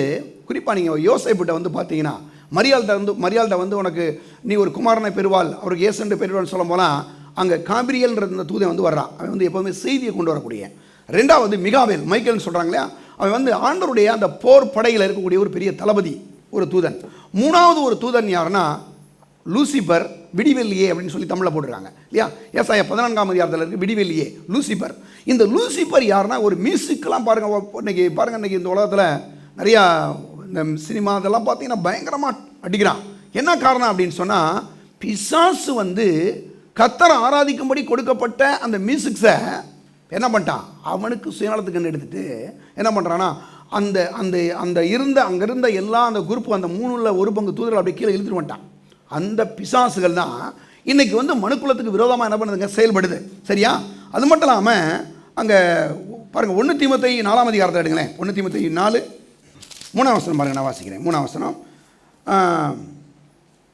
விசுவாசிகளும் சத்தியத்தை அறிந்தவர்களும் ஸ்தோத்திரத்தோடே அனுபவிக்கும்படி தேவன் படைத்த போஜன பதார்த்தங்களை விளக்கவும் வேண்டும் என்று அந்த பொய்யர் கட்டளையிடுவார்கள். ஏன் இதெல்லாம் சொல்கிறார் அப்படின்னா, அதாவது எப்பயுமே ஒரு உண்மைக்கு ஒரு டூப்ளிகேட். அதாவது இப்போ நீங்கள் பாருங்கள், நம்ம ஊரில் 100 ரூபா நோட்டு இருந்துச்சுன்னா 100 ரூபா நோட்டுக்கு தான் கள்ள நோட்டு அடிப்பான் இல்லையா. நீங்கள் போய் அந்த 100 ரூபா நோட்டுக்கு போல ஒரு 75 ரூபா நோட்டுன்னு அடிக்கிறது இல்லை. ஏன் அடிக்கிறது இல்லை? 75 ரூபா நோட்டை கிடையாது. அப்போ இப்படி தான் பிசாசு என்ன பண்ணுறாங்கன்னா, ஒரு விஷயத்தை அதாவது ஒரு உண்மையான ஒரு சத்தியமாதி தெரிகிற மாதிரியே ஒரு பொய்யை சொல்லிடுறது. அந்த மாதிரி தான் பிசாசு என்ன பண்ணான்னா, நீ இந்த மரத்தின் கனியை என்ன பண்ண வேணாம், புசிக்க வேணான்னு சொன்னதுக்கு போல என்னாச்சு, நம்ம புசிக்கவும் தொட வேணாம்னா பிசாசு சொல்லிட்டான், நீ சாகவே சாவதில்லை எப்படின்னு ஒரு பொய்யை சொல்லிட்டான். பாருங்கள், பொய்யை சொல்லிவிட்டு அங்கே பாருங்கள், திரும்பியும் 3ஆம் அதிகாரத்தில் என்ன செய்யலாம் பாருங்கள். அதிகாரம் 3ல், நீங்கள் இதை புசிக்கும் நாளிலே உங்கள் கண்கள் திறக்கப்படும் என்றும் நீங்கள் நன்மை தீமையை அறிந்து தேவர்களைப் போல இருப்பீர்கள் என்றும் தேவன் அறிவார். என்ன சொல்கிறான் அப்படின்னா, நீங்கள் இதை சாப்பிட்டீங்கன்னா அவரமாய் மாறிடுவீங்க. யார மாதிரி? அவரமாய் மாறிடுவீங்க அப்படின்ற மாதிரி ஒரு பொய்யை சொல்கிறான். தேவர்களை போல. ஏற்கனவே நீங்கள் கவனிச்சிங்கன்னா, இவங்க தேவதூதர்களை விட பாருங்கள், மனுஷர்கள் தேவனுக்கு அடுத்தபடியாக இருக்கிறது மனுஷன்தான், தேவதூதன் கிடையாது. பாருங்கள், ஏன்னா முதல்ல தேவன் அவர் ஃபஸ்ட் கிளாஸு, செகண்ட் யாருன்னா மனுஷன், தேர்ட் கிளாஸ்லாம் யார் இருக்குது? தேவதூதர்கள். உங்களுக்கு தெரியுமா, தேவதூதர்கள் இன்றைக்கும் ஆண்டவரை நேருக்கு நேராக பார்க்க முடியல. ஏசாயா 6ஆம் அதிகாரத்தில் சொல்லப்பட்டிருக்கு. நீங்கள் பாருங்கள், தேவதூதர்கள் எப்படி இருக்கான் பாருங்களேன். ஏசாயா 6ஆம் அதிகாரம் சீக்கிரம் எடுங்க பாருங்கள், 2ஆம் வசனம் பாருங்கள், எப்படி ஒரு தேவதூதர் இருக்கான்னு பாருங்களேன். சேருபீன்கள் அவருக்கு மேலாக நின்றார்கள், அவர்கள் ஒவ்வொருவனுக்கும் அவ்வாறு சட்டைகள் இருந்தன. அவனவன் 2 சட்டைகளால் தன் முகத்தை மூடி, 2 சட்டைகளால் தன் கால்களை மூடி, 2 சட்டைகளால் பறந்து ஒருவரை ஒருவர் நோக்கி, சேனையின் கர்த்தர் பரிசுத்தர் பரிசுத்தர், பூமி அனைத்தும் அவருடைய மகிமையால் நிறைந்திருக்கிறது என்று கூப்பிட்டு சொன்னார்கள். கூப்பிடுடைய சத்தத்தால் வாசலின் நிலைக்கால்கள் அசைந்தது, ஆலயம் புகையினால் நிறைந்திருந்தது. நல்லா கவனிங்க, தேவதூதன் எப்படி இருக்கானா, 2 சட்டைகளை வச்சு தன்னுடைய முகத்தை மூடிடணும், 2 சட்டையில் வச்சு தன்னுடைய கால்களையும் உடம்பையும் மூடிடணும், 2 சட்டையில் வச்சு எப்போ என்ன பண்ணணும், அவன் பறந்துக்கிட்டே இருக்கணும், சொல்லிக்கிட்டே இருக்கணும், சேனையின் கர்த்தர் பரிசுத்தர் பரிசுத்தர் சொல்லிகிட்டே இருக்கணும். இது வரைக்கும் தேவதூதர்களுக்கு எந்த லீவுமே கொடுக்கல ஆண்டவர். அது மட்டும் இல்லாமல் தேவதூதர்கள் நேருக்கு நேரம் ஆண்டவரை பார்க்கவே முடியாது. ஆனால் மனுஷனுக்கு மட்டும்தான் என்ன பண்ண முடியும்னா ஆண்டவரை பார்க்கக்கூடிய அந்த வாய்ப்பை கர்த்தர் கொடுத்தார். ஏன்னா மனுஷன் மட்டும்தாங்க ஆண்டவரை மாதிரி உருவாக்கப்பட்டிருக்கான். வேறு சொல்லுது, நமது சாயலாகவும் நமது ரூபத்தின்படி மனுஷனை உண்டாக்குவோமாக, அவர்களை தேவ சாயலாக உண்டாக்குவோமாக, ஆணும் பெண்ணுமாக உண்டாக்குவார்னா தேவதூதனை அப்படி உண்டாக்கவே இல்லை. யாரை உண்டாக்குனார்னா மனுஷனை மட்டும்தான் தேவனை போல உண்டாக்கியிருக்கிறார். இன்றைக்கி அவர் தேவன், நம்மளாம் யாருன்னா குட்டி தேவர்களாக இருக்கிறோம். அவர் ராஜாதி ராஜா, நம்மளை ராஜாக்களாக தேவன் வைத்திருக்கிறார். அப்போ நம்ம நான் சொல்கிறேன் பாருங்கள், பிசாசு சொல்கிறான் நீ தேவர்களை போல ஆயிடுன்னு சொல்லி ஒரு பொய்யை சொல்லிட்டான். இதை நம்புகிறான். நம்பி கடைசி என்ன ஆயிடுச்சுன்னா பிசாசு அவனை ஏமாத்துறான் பாருங்களேன். அதாவது ஆதாம் அந்த ஏவாளை அவன் ஏமாத்துறான். அங்கே பாருங்களேன், சொல்லும்போது 5ஆம் வசனம் பாருங்கள், நீங்கள் இதை புசிக்கும் நாளிலே உங்கள் கண்கள் திறக்கப்படும் என்றும் நீங்கள் நன்மை தீமை அறிந்து தேவர்களைப் போல இருப்பீர்கள் என்றும் தேவன் அறிவார் என்றது. அப்போ நல்லா கவனிச்சிங்கன்னா அங்கே நீங்கள் தேவர்களைப் போல இருப்பீர்கள் என்று தேவன் அறிவார்னு சொல்லி தேவன் மேலே ஒரு தப்பான ஒரு இமேஜை உண்டாக்குறான். நல்லா கவனிங்களேன், எப்பயுமே ஒரு நல்ல ஆட்கள் மேலே ஒரு தப்பான இமேஜ். நல்லா கவனிங்க, பிசாசு இருக்கிறானே அவன் ஒரு பொய்யை சொல்கிறான். பொய்யை சொல்லி மக்களை பாருங்கள் ஆதாம் ஏவாளை ஏமாத்துறான். குறிப்பாக ஆண்டவராக இயேசு கிறிஸ்த மத்தேயு சுவிசேஷம் 4ஆம் அதிகாரத்தில் நீங்கள் பார்த்தீங்கன்னா அவன் சொல்கிறான், நீர் தேவனுடைய குமாரனை ஆனால் என்ன செய்யும், தாள குதின்றான்.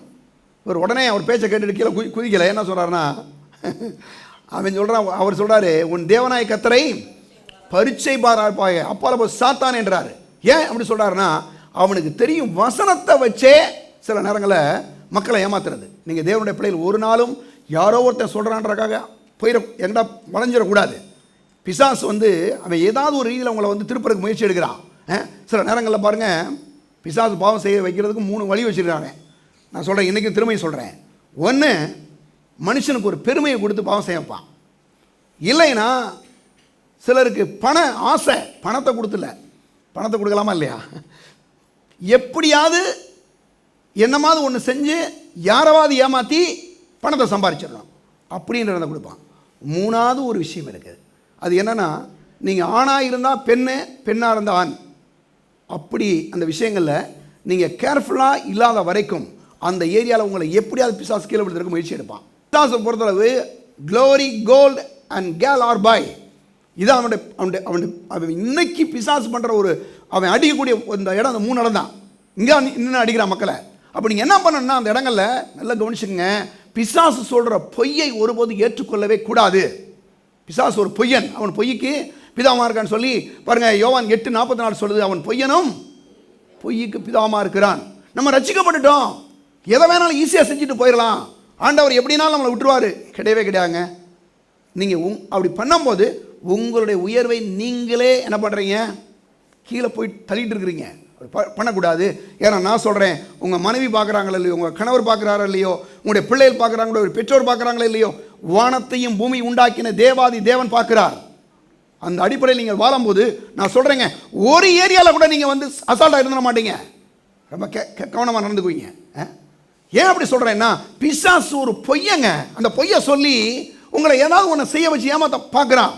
ஆனால் நான் சொல்கிறேன், கர்த்தரை பொறுத்தர் சொல்கிறாரு, நான் பரிசுத்தர் நீங்களும் சொல்லுங்கள், நான் பரிசுத்தர நீங்களும் பரிசுத்தராக இருங்கள். அதாங்க வாழ்க்கை, அதாங்க கிறிஸ்தவ வாழ்க்கை. அப்படி வாழணும். அப்படிப்பட்ட ஜெபங்களுக்கு தான் கர்த்தர் பதில் கொடுக்குறாரு. நான் சில நேரங்களில் ஜெபம் கூட பண்ணுறதில்ல, ஜஸ்ட் ஒரு நினைச்சாவே கடவுள் கொடுத்துட்றாரு. எனக்கு தெரியும், என்று தேவன் அவர் நேற்றும் இன்றும் என்றும் மாறாதவருங்க. நான் சொல்கிறேன், நீங்கள் நினைச்சாவே கடவுள் கொடுப்பார். ஜெபம் பண்ணக்கூடாதுன்னு சொல்ல, ஜெபம் பண்ணணும். ஆனால் நீங்கள் உங்கள் வாழ்க்கையை ரொம்ப கவனம் பார்த்துக்கணும். சரியா? சரி, பிசாசு அவனுடைய தனிப்பட்ட வாழ்க்கையில் வர்றான். அந்த ஆதாம் ஏவாளை பாவம் செய்ய வைக்கிறான். கடைசி பாருங்க, சில விஷயங்களை சொல்லி முடிச்சிருவோம். அங்கே சொல்லப்படுது, பிசாசு ஒரு பொய்யனை பொய் இருக்கிறான், நீங்கள் சாகவே சாக மாட்டேங்கிறான்.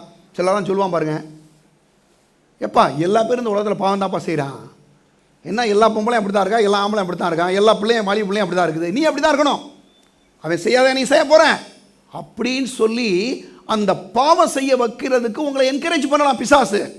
ஆனால் நீங்கள் ஒருபோதும் அந்த இடத்துக்கு செவி கொடுக்கவே கூடாதுங்க. எப்படி இருக்குன்னா, அப்பால போ சாத்தானே நீங்கள் பேசணும்.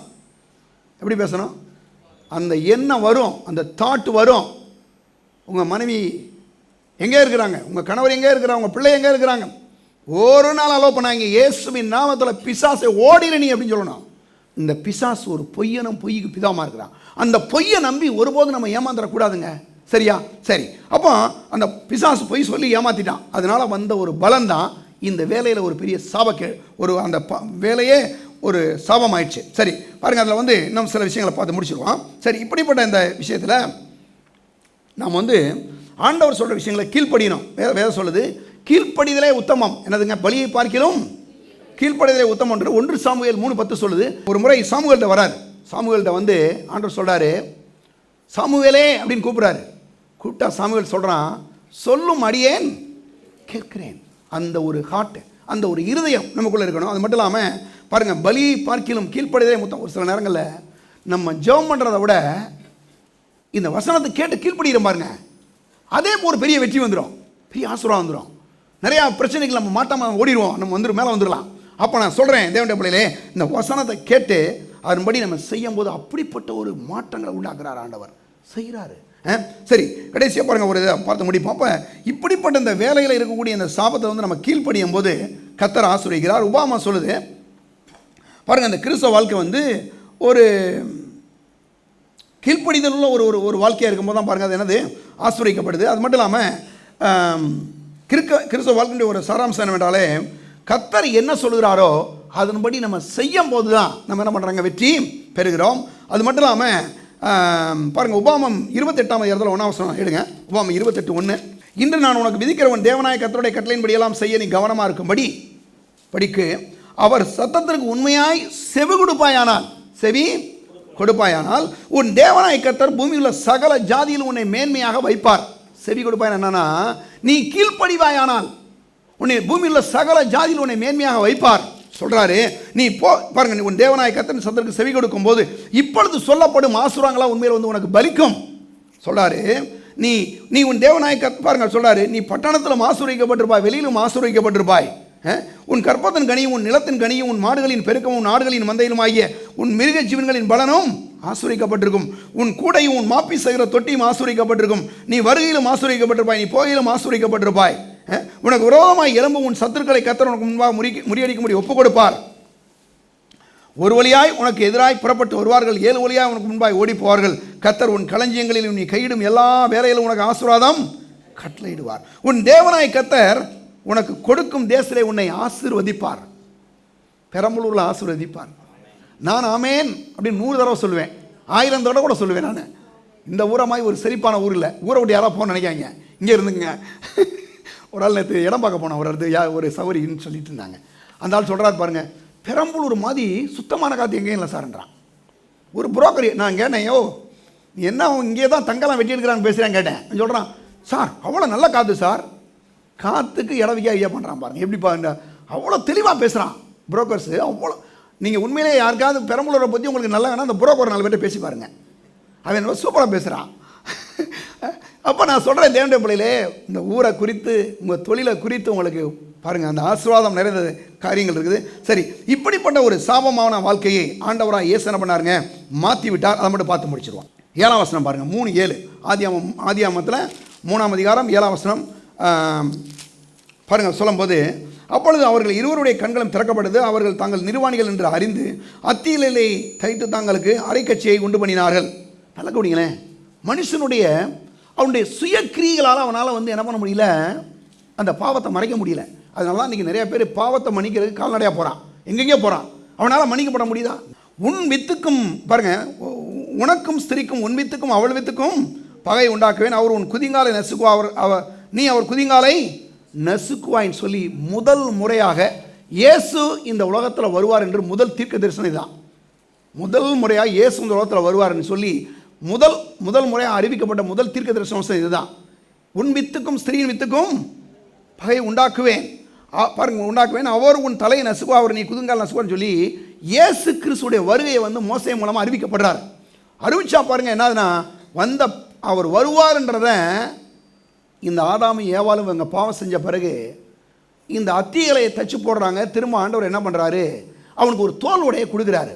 ஒரு மிருகத்தை அடித்து அவங்களுக்கு 2 பேருக்கு அந்த நிர்வாணத்தை வந்து மூடுறாரு. மூடுனா பாருங்கள், அந்த தோல் உடை தான் அவனுடைய நிர்வாணத்தை மூடுது. முழுக்க முழுக்க ரத்தம் வடிகிற மாதிரி அப்படிப்பட்ட ஒரு தோல் உடையை இவரே உருவாக்குறாரு. இது எதை குறிக்குதுன்னா, ஆண்டவராக இயேசு இந்த உலகத்தில் வரப்போகிறார். அவருடைய ரத்தம் அந்த உலகத்தில் சிந்தப்பட்டு அந்த ரத்தம் மாத்திரமே மனுஷனுடைய பாவத்தை மன்னிக்கும்னா கழுவும்.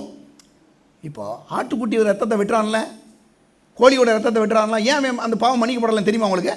ஏன்னா அந்த ரத்தம் வந்து மனுஷனுடைய பாவத்துக்காக வந்து அந்த பாவத்தை மன்னிக்க முடியாது. ஏன்னா அந்த ரத்தம் வந்து பரிகாரம் கிடையாது. அந்த ரத்தம் வந்து மனுஷனுடைய பாவத்தை பழைய ஏற்பாட்டு காலங்களில் மூடிச்சு. இயேசு ஆண்டவர் உலகத்தில் வர்றதுக்கு முன்னால், ஆண்டவராக இயேசு வர்றதுக்கு முன்னால் முதல் முறையாக பஸ்காவில் தான் பாருங்க ஆடு அடிக்கப்படுது. சொல்கிறாங்க, அன்னைக்கு அடிக்கப்பட்ட ஆடுகள் மட்டும் குறைஞ்சபட்சம் ஒரு 3 லட்சம் ஆடுகள் அடிக்கப்பட்டிருக்குன்னு சொல்கிறாங்க வேதவலர். 3 லட்சம் ஆடுகள். அதுக்கு பிறகு நல்லா கவனிச்சிங்கன்னா, இந்த காயின் வந்து இங்கே வந்து பலியிடுறாங்க 4ஆம் அதிகாரத்தில். அப்படி அதுக்கு அங்கே வந்து அந்த ஆபேல் வந்து கொடுக்குறான் இல்லையா, அதுக்கு பிறகு அங்கே வந்து ஆண்டவர்கள் கொடுக்குறான். அதுக்கு பிறகு சாலமோனுடைய காலத்தில் 1,20,000 ஆடுகள் அடிக்கப்படுது. சொல்கிறாங்க எருசலேமுடைய அந்த பகுதியில் ரத்தம் ஆறாக ஓடிச்சுன்றாங்க. இவ்வளவு ஆடுகளும் அடிக்கப்பட்ட நோக்கம் என்னன்னு சொன்னால், இந்த எந்த ரத்தமும் மனுஷனுடைய பாவத்தை மன்னிக்க முடியாது. ஆண்டவராய் இயேசு கிறிஸ்துவுடைய ஒரு ரத்தம் மாத்திரமே மனுஷனுடைய பாவத்தை மன்னிக்க முடியும், கழுவ முடியும் என்று அங்கே அறிவிக்கப்பட்டுச்சு. அதனால தான் பாருங்க, ஏசாயா சொல்றாரு என்னதுன்னா, நம்முடைய மீறல் நிமித்தம் அவர் அழிக்கப்பட்டார், நம்முடைய அக்கிரம நிமித்தம் நொறுக்கப்பட்டார், நமக்கு சமானத்தை உண்டு பண்ணும் ஆக்கினை அவர் மீது அவருடைய காயங்களால் குணமாகிறோம். பாருங்க, யோவான் 1:29 சொல்றாரு, இதோ உலகத்தின் பாவத்தை சுமந்திருக்கிற தேவ ஆட்டுக்குட்டின்னு சொல்லி. ஏன் சொல்றாரு? இவர் தான் மனுஷனுடைய பாவத்தை மன்னிக்க முடியும். கடைசி நீங்கள் பார்த்தீங்கன்னா, மனுஷன் பாவம் செஞ்சுட்டான். நிறைய வசனங்கள் எடுத்துகிட்டு வந்துட்டேன், பரவாயில்ல இருந்தாலும். ஆனால் மனுஷன் பாவம் செஞ்சுட்டான். கடைசி அவனுடைய பாவத்துக்கு ஒரு முடிவை உண்டாக்குறாரு. இவனுக்கு முள்ளும் குறுக்கும் விளைவிக்குது வேலையில். அதை மட்டும் பார்த்து முடிச்சலாம்.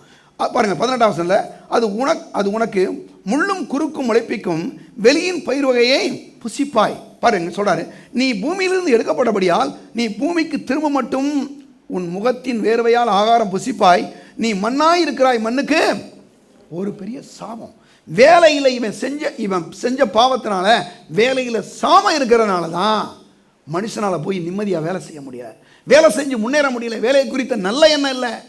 ஏன்னா இந்த சாபத்தினால தான். ஆனால் ஆண்டவராக இயேசு இந்த உலகத்தில் வந்து அவர் நம் ஒவ்வொருவருக்காக சிலுவையில் அடிக்கப்பட்டு இரத்தத்தை சிந்தி அவர் மரித்தார்.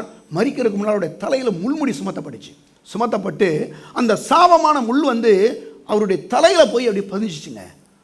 வேதவல்லர்கள் சொல்கிறாங்க, அந்த யூதயா தேசத்தில் 3 அங்குலம் நீளமான முள்ளுகள் வளருமா இந்த மாதிரி நீளத்தில். சொல்கிறாங்க, அந்த மாதிரி ஒரு முள்ளை எடுத்து தலையில் ஒரு முள் கிரீடத்தை வச்சு ஒரு பெரிய கோலால் அடிக்கிறாங்க. அடித்தா அப்படியே அவருடைய தலையினுடைய மூளை பகுதியை தொட்டுருச்சுன்னு சொல்கிறாங்க. அந்த மாதிரி அங்கேருந்து ரத்தம் கொட்டுது. காரணம் ஏன்னா, இந்த முள்ளும் குறுக்கும் விளைவிக்கக்கூடிய இந்த வேலையை கர்த்தர் ஆசீர்வாதமாக மாற்றும்படி கலாத்தியர் 3:13 சொல்லுது, மரத்தில் தூக்கப்பட்ட எவனும் சபிக்கப்பட்டவன் எழுதினபடி கிறிஸ்து நமக்காக சாபமாகி நியாய பிரமாணத்தின் சாபத்திலிருந்து நம்மை நீங்களாக்கி மீட்டு கொண்டார். அந்த வேலையில் இருந்து வேலை இருக்கக்கூடிய அந்த சாபத்தை ஆண்டவர் நீக்கி போட்டுட்டார். இன்னைக்கு ஆதாமுடைய அந்த செஞ்ச பாவத்தினால எப்படி இந்த உலகத்தில் வந்து சாபம் இருக்குதோ, நான் சொல்கிறேன், ஆண்டவராக இயேசு கிறிஸ்துவின் ரத்தத்தினால அவருடைய புண்ணியத்தினால ஆசீர்வாத தேவன் உங்களுக்கு எனக்கு கர்த்தர் கொடுத்துருக்கிறார். அப்போ இன்னைக்கு நம்ம வேலை செய்யும் போது அந்த முள்ளான வாழ்க்கை என் வாழ்க்கையை விட்டு நீங்கிருச்சு. இயேசு கிறிஸ்துவின் ரத்தத்தின் மூலமாக இன்னைக்கு எனக்கு நான் செய்கிற ஒவ்வொரு வேலையும் கர்த்தர் ஆசீர்வதிக்கிறார். கலாத்தியர் 3:14 சொல்லுது, ஆபிரகாமுக்கு உண்டான ஆசீர்வாதம் இயேசு கிறிஸ்துவின் மூலமாக என்னதான் நமக்கு கொடுக்கப்பட்டிருக்கு. ஆவியினால் கொடுக்கப்படும். ஆவிக்குரிய ஆசீர்வாதம் மட்டும் இல்லைங்க, அந்த ஆவிக்குரிய ஆசீர்வாதத்துக்குள்ள அந்த ரட்சிப்புக்குள்ள தெய்வீக சுகம் இருக்குது, தெய்வீக பாதுகாப்பு இருக்குது, நீடி ஆயுள் இருக்குது, தேவ சமானம் இருக்குது, கையின் பிரயாசங்களில் செழிப்பு இருக்குது, சந்தோஷத்தையும் சமானத்தையும் ஐஸ்வர்யத்தையும் ஆரோக்கியத்தையும் தெய்வீக சுகத்தையும் தெய்வீக பாதுகாவலையும் நீடி ஆயுளையும் தேவன் அதுக்குள்ளே வைத்திருக்கிறார். அப்போ நான் சொல்கிறேன், இன்றைக்கி தேவனுடைய பிள்ளைகளே, நம்ம ஒன்று புரிஞ்சுக்கிறணும். அந்த வேலையில் இருக்கக்கூடிய அந்த சாபம், அந்த தடைகள், என்னை வேலை பார்க்க விடாதபடி தடை செய்கிற அந்த காரியம் வந்து ஆதாம் மூலமாய் வந்த பாவத்தினால் வந்துச்சு. ஆனால் இயேசு கிறிஸ்துவின் ரத்தத்தின் மூலமாக அந்த பாவத்திலிருந்து இயேசு விடுதலையாக்கி விட்டார், அந்த சாபத்திலிருந்து என்னை விடுதலையாக்கி விட்டார். இன்னைக்கு நான் செய்கிற வேலைகள் அது ஆசீர்வதிக்கப்பட்டது. வேதம் சொல்லுது, இந்நாளில் உண்டாயிருக்கிறது போல ஐஸ்வர்யத்தை சம்பாதிக்கிறதுக்கான பலனை நமக்கு தேவன் என்ன செய்கிறாரா? கொடுக்கிறார். அப்போ இன்னைக்கு வேலைக்கு போகும்போது ஒரு என்ன வரணும், கர்த்தர் என் வேலையில் இருந்த சாபத்தெல்லாம் நீக்கி போட்டுட்டாரு, இன்னைக்கு இந்த வேலையில் என்ன வச்சிருக்காரு? ஆசீர்வாதம் வச்சிருக்காரு. நான் செய்வதெல்லாம் வாய்க்கும். என்னுடைய ஓனர் என்னுடைய முதலாளி எனக்கு சம்பளம் கொடுக்குற மனுஷர்கள் கிடையாது, வானத்தையும் உண்டாக்கின தேவாதி தேவனே என்னுடைய ஓனர். அவர் தாங்க ஓனர். ஜோமே பண்ணாமல் கூட சில நேரங்கள் ஆசீர்வாதம் வருது. எப்படிங்க அதெல்லாம் நடக்குதுன்னா, எனக்கு தெரியும் அவர் உண்மை உள்ள தேவன், உண்மையும் முத்தமுள்ள ஊழியக்காரனுடைய எஜமான சந்தோஷங்களே பிரவேசி. நீங்கள் வேலையில் கர்த்தரை நம்பி செஞ்சு பாருங்கள். இது கர்த்தர் கொடுத்த வேலை. வேலைக்கு போகும்போது சந்தோஷமாக போங்க. உங்கள் முதலாளி பார்க்குறாரு, சூப்பர்வைசர் பார்க்குறாரு, எவன் பார்க்குறானோ பார்க்கலையோ, கர்த்தர் உங்களை பார்க்குறாரு. நீங்கள் செய்கிற வேலை கர்த்தர் கொடுத்த வேலை, அதை உங்களை கர்த்தர் ஆசீர்வதிப்பார். எல்லாரும் எழுந்து நிற்போம். பரலோக பிதாவே, எம்மை துதிக்கிறோம். ஆண்டவராய் இயேசுவே, நம்முடைய விலையேற பெற்ற ரத்தத்தை மீண்டுமாக நம்முடைய பிள்ளைகள் மேலே நாங்கள் தெளிக்கிறோம். கர்த்தாவே, நம்முடைய பிள்ளைகளை ஆசீர்வதிக்க முடியாது நாங்கள் ஜெபிக்கிறோம். கல்வாரியிலே சிந்தின ரத்தம் ஆண்டவரே எங்களுடைய வேலையில் இருந்த எல்லா சாபத்தையும் நீக்கி போட்டதுக்காக ஸ்தோத்திரிக்கிறோம். முள்ளும் குறுக்கும் விளைக்கக்கூடிய அந்த வேலையில் இருந்து உம்முடைய கல்வாரியிலே கர்த்தாவே ஆமாண்டே சிலுவிலே தொங்கும் போது நமக்கு அடிக்கப்பட்ட அந்த முள்ளி நிமித்தம் அந்த சாபத்திலிருந்து எங்களை விடுதலையாக்கி விட்டபடியால் நமக்கு ஸ்தோத்திரம். உம்முடைய விலையேற பெற்ற ரத்தத்தை மீண்டுமாய் உம்முடைய பிள்ளைகள் மேலே தெளிக்கிறோம். உம்முடைய பிள்ளைகள் செய்கிற வேலைகளை ஆசீர்வதிப்பீராக. இந்நாளில் உண்டாயிருக்கிறது போல ஐஸ்வர்யத்தை சம்பாதிப்பதற்கான பலனை கட்டளையிடுவீராக. பெரிய உயர்வுகள் உண்டாகட்டும். வேலைகளை தடைகளையும் உயர்வுகளையும் தடை செய்து கொண்டிருக்கிற எல்லா பிசாசுடைய கிரியைகளையும் மனுஷனுடைய ஆலோசனைகளையும் இயேசுவின் நாமத்தில் நிர்மூலமாய் போகட்டும். ஆண்டவரே, உடைய பிள்ளைகள் ஒவ்வொருவரையும் ஆசீர்வதிப்பீராக. ஆண்டவரே, உடைய எல்லா தேவையை சந்திப்பீராக. எங்கள் சபை மக்கள் ஒருவராயிலும் ஏழையாய் இருக்கக்கூடாது. ஆண்டவரே, ஒவ்வொருவரும் இயேசுவின் நாமத்திலே கிறிஸ்துவுக்கென்று அவர்கள் ஐஸ்வர்யவான்களாய் மாற வேண்டும். ஒவ்வொருவரையும் ஆசீர்வதி உடைய நாமத்தை மகிமைப்படுத்திட்டு கர்த்தாவே, உடைய ஜனங்களை ஆசீர்வதிப்பீராக. நீர் அப்படி செய்ததுக்காக நன்றி செலுத்துகிறோம். இயேசுவின் நாமத்தில் ஜெபிக்கிறோம் பிதாவே. நம்முடைய கர்த்தராகிய இயேசு கிறிஸ்துவின் கிருபையும் பிதாவாகிய தேவனுடைய அன்பும் பரிசுத்த ஆவியானுடைய ஐக்கியமும் இப்பொழுதும் எப்பொழுதும் நம்மோடு கூட இருப்பதாக. ஆமென். இயேசு ராஜாவுக்கே ஜெய். இயேசு ராஜாவுக்கே ஜெய். இயேசு ராஜாவுக்கே ஜெய். கர்த்தர் உங்களை ஆசீர்வதிப்பார்.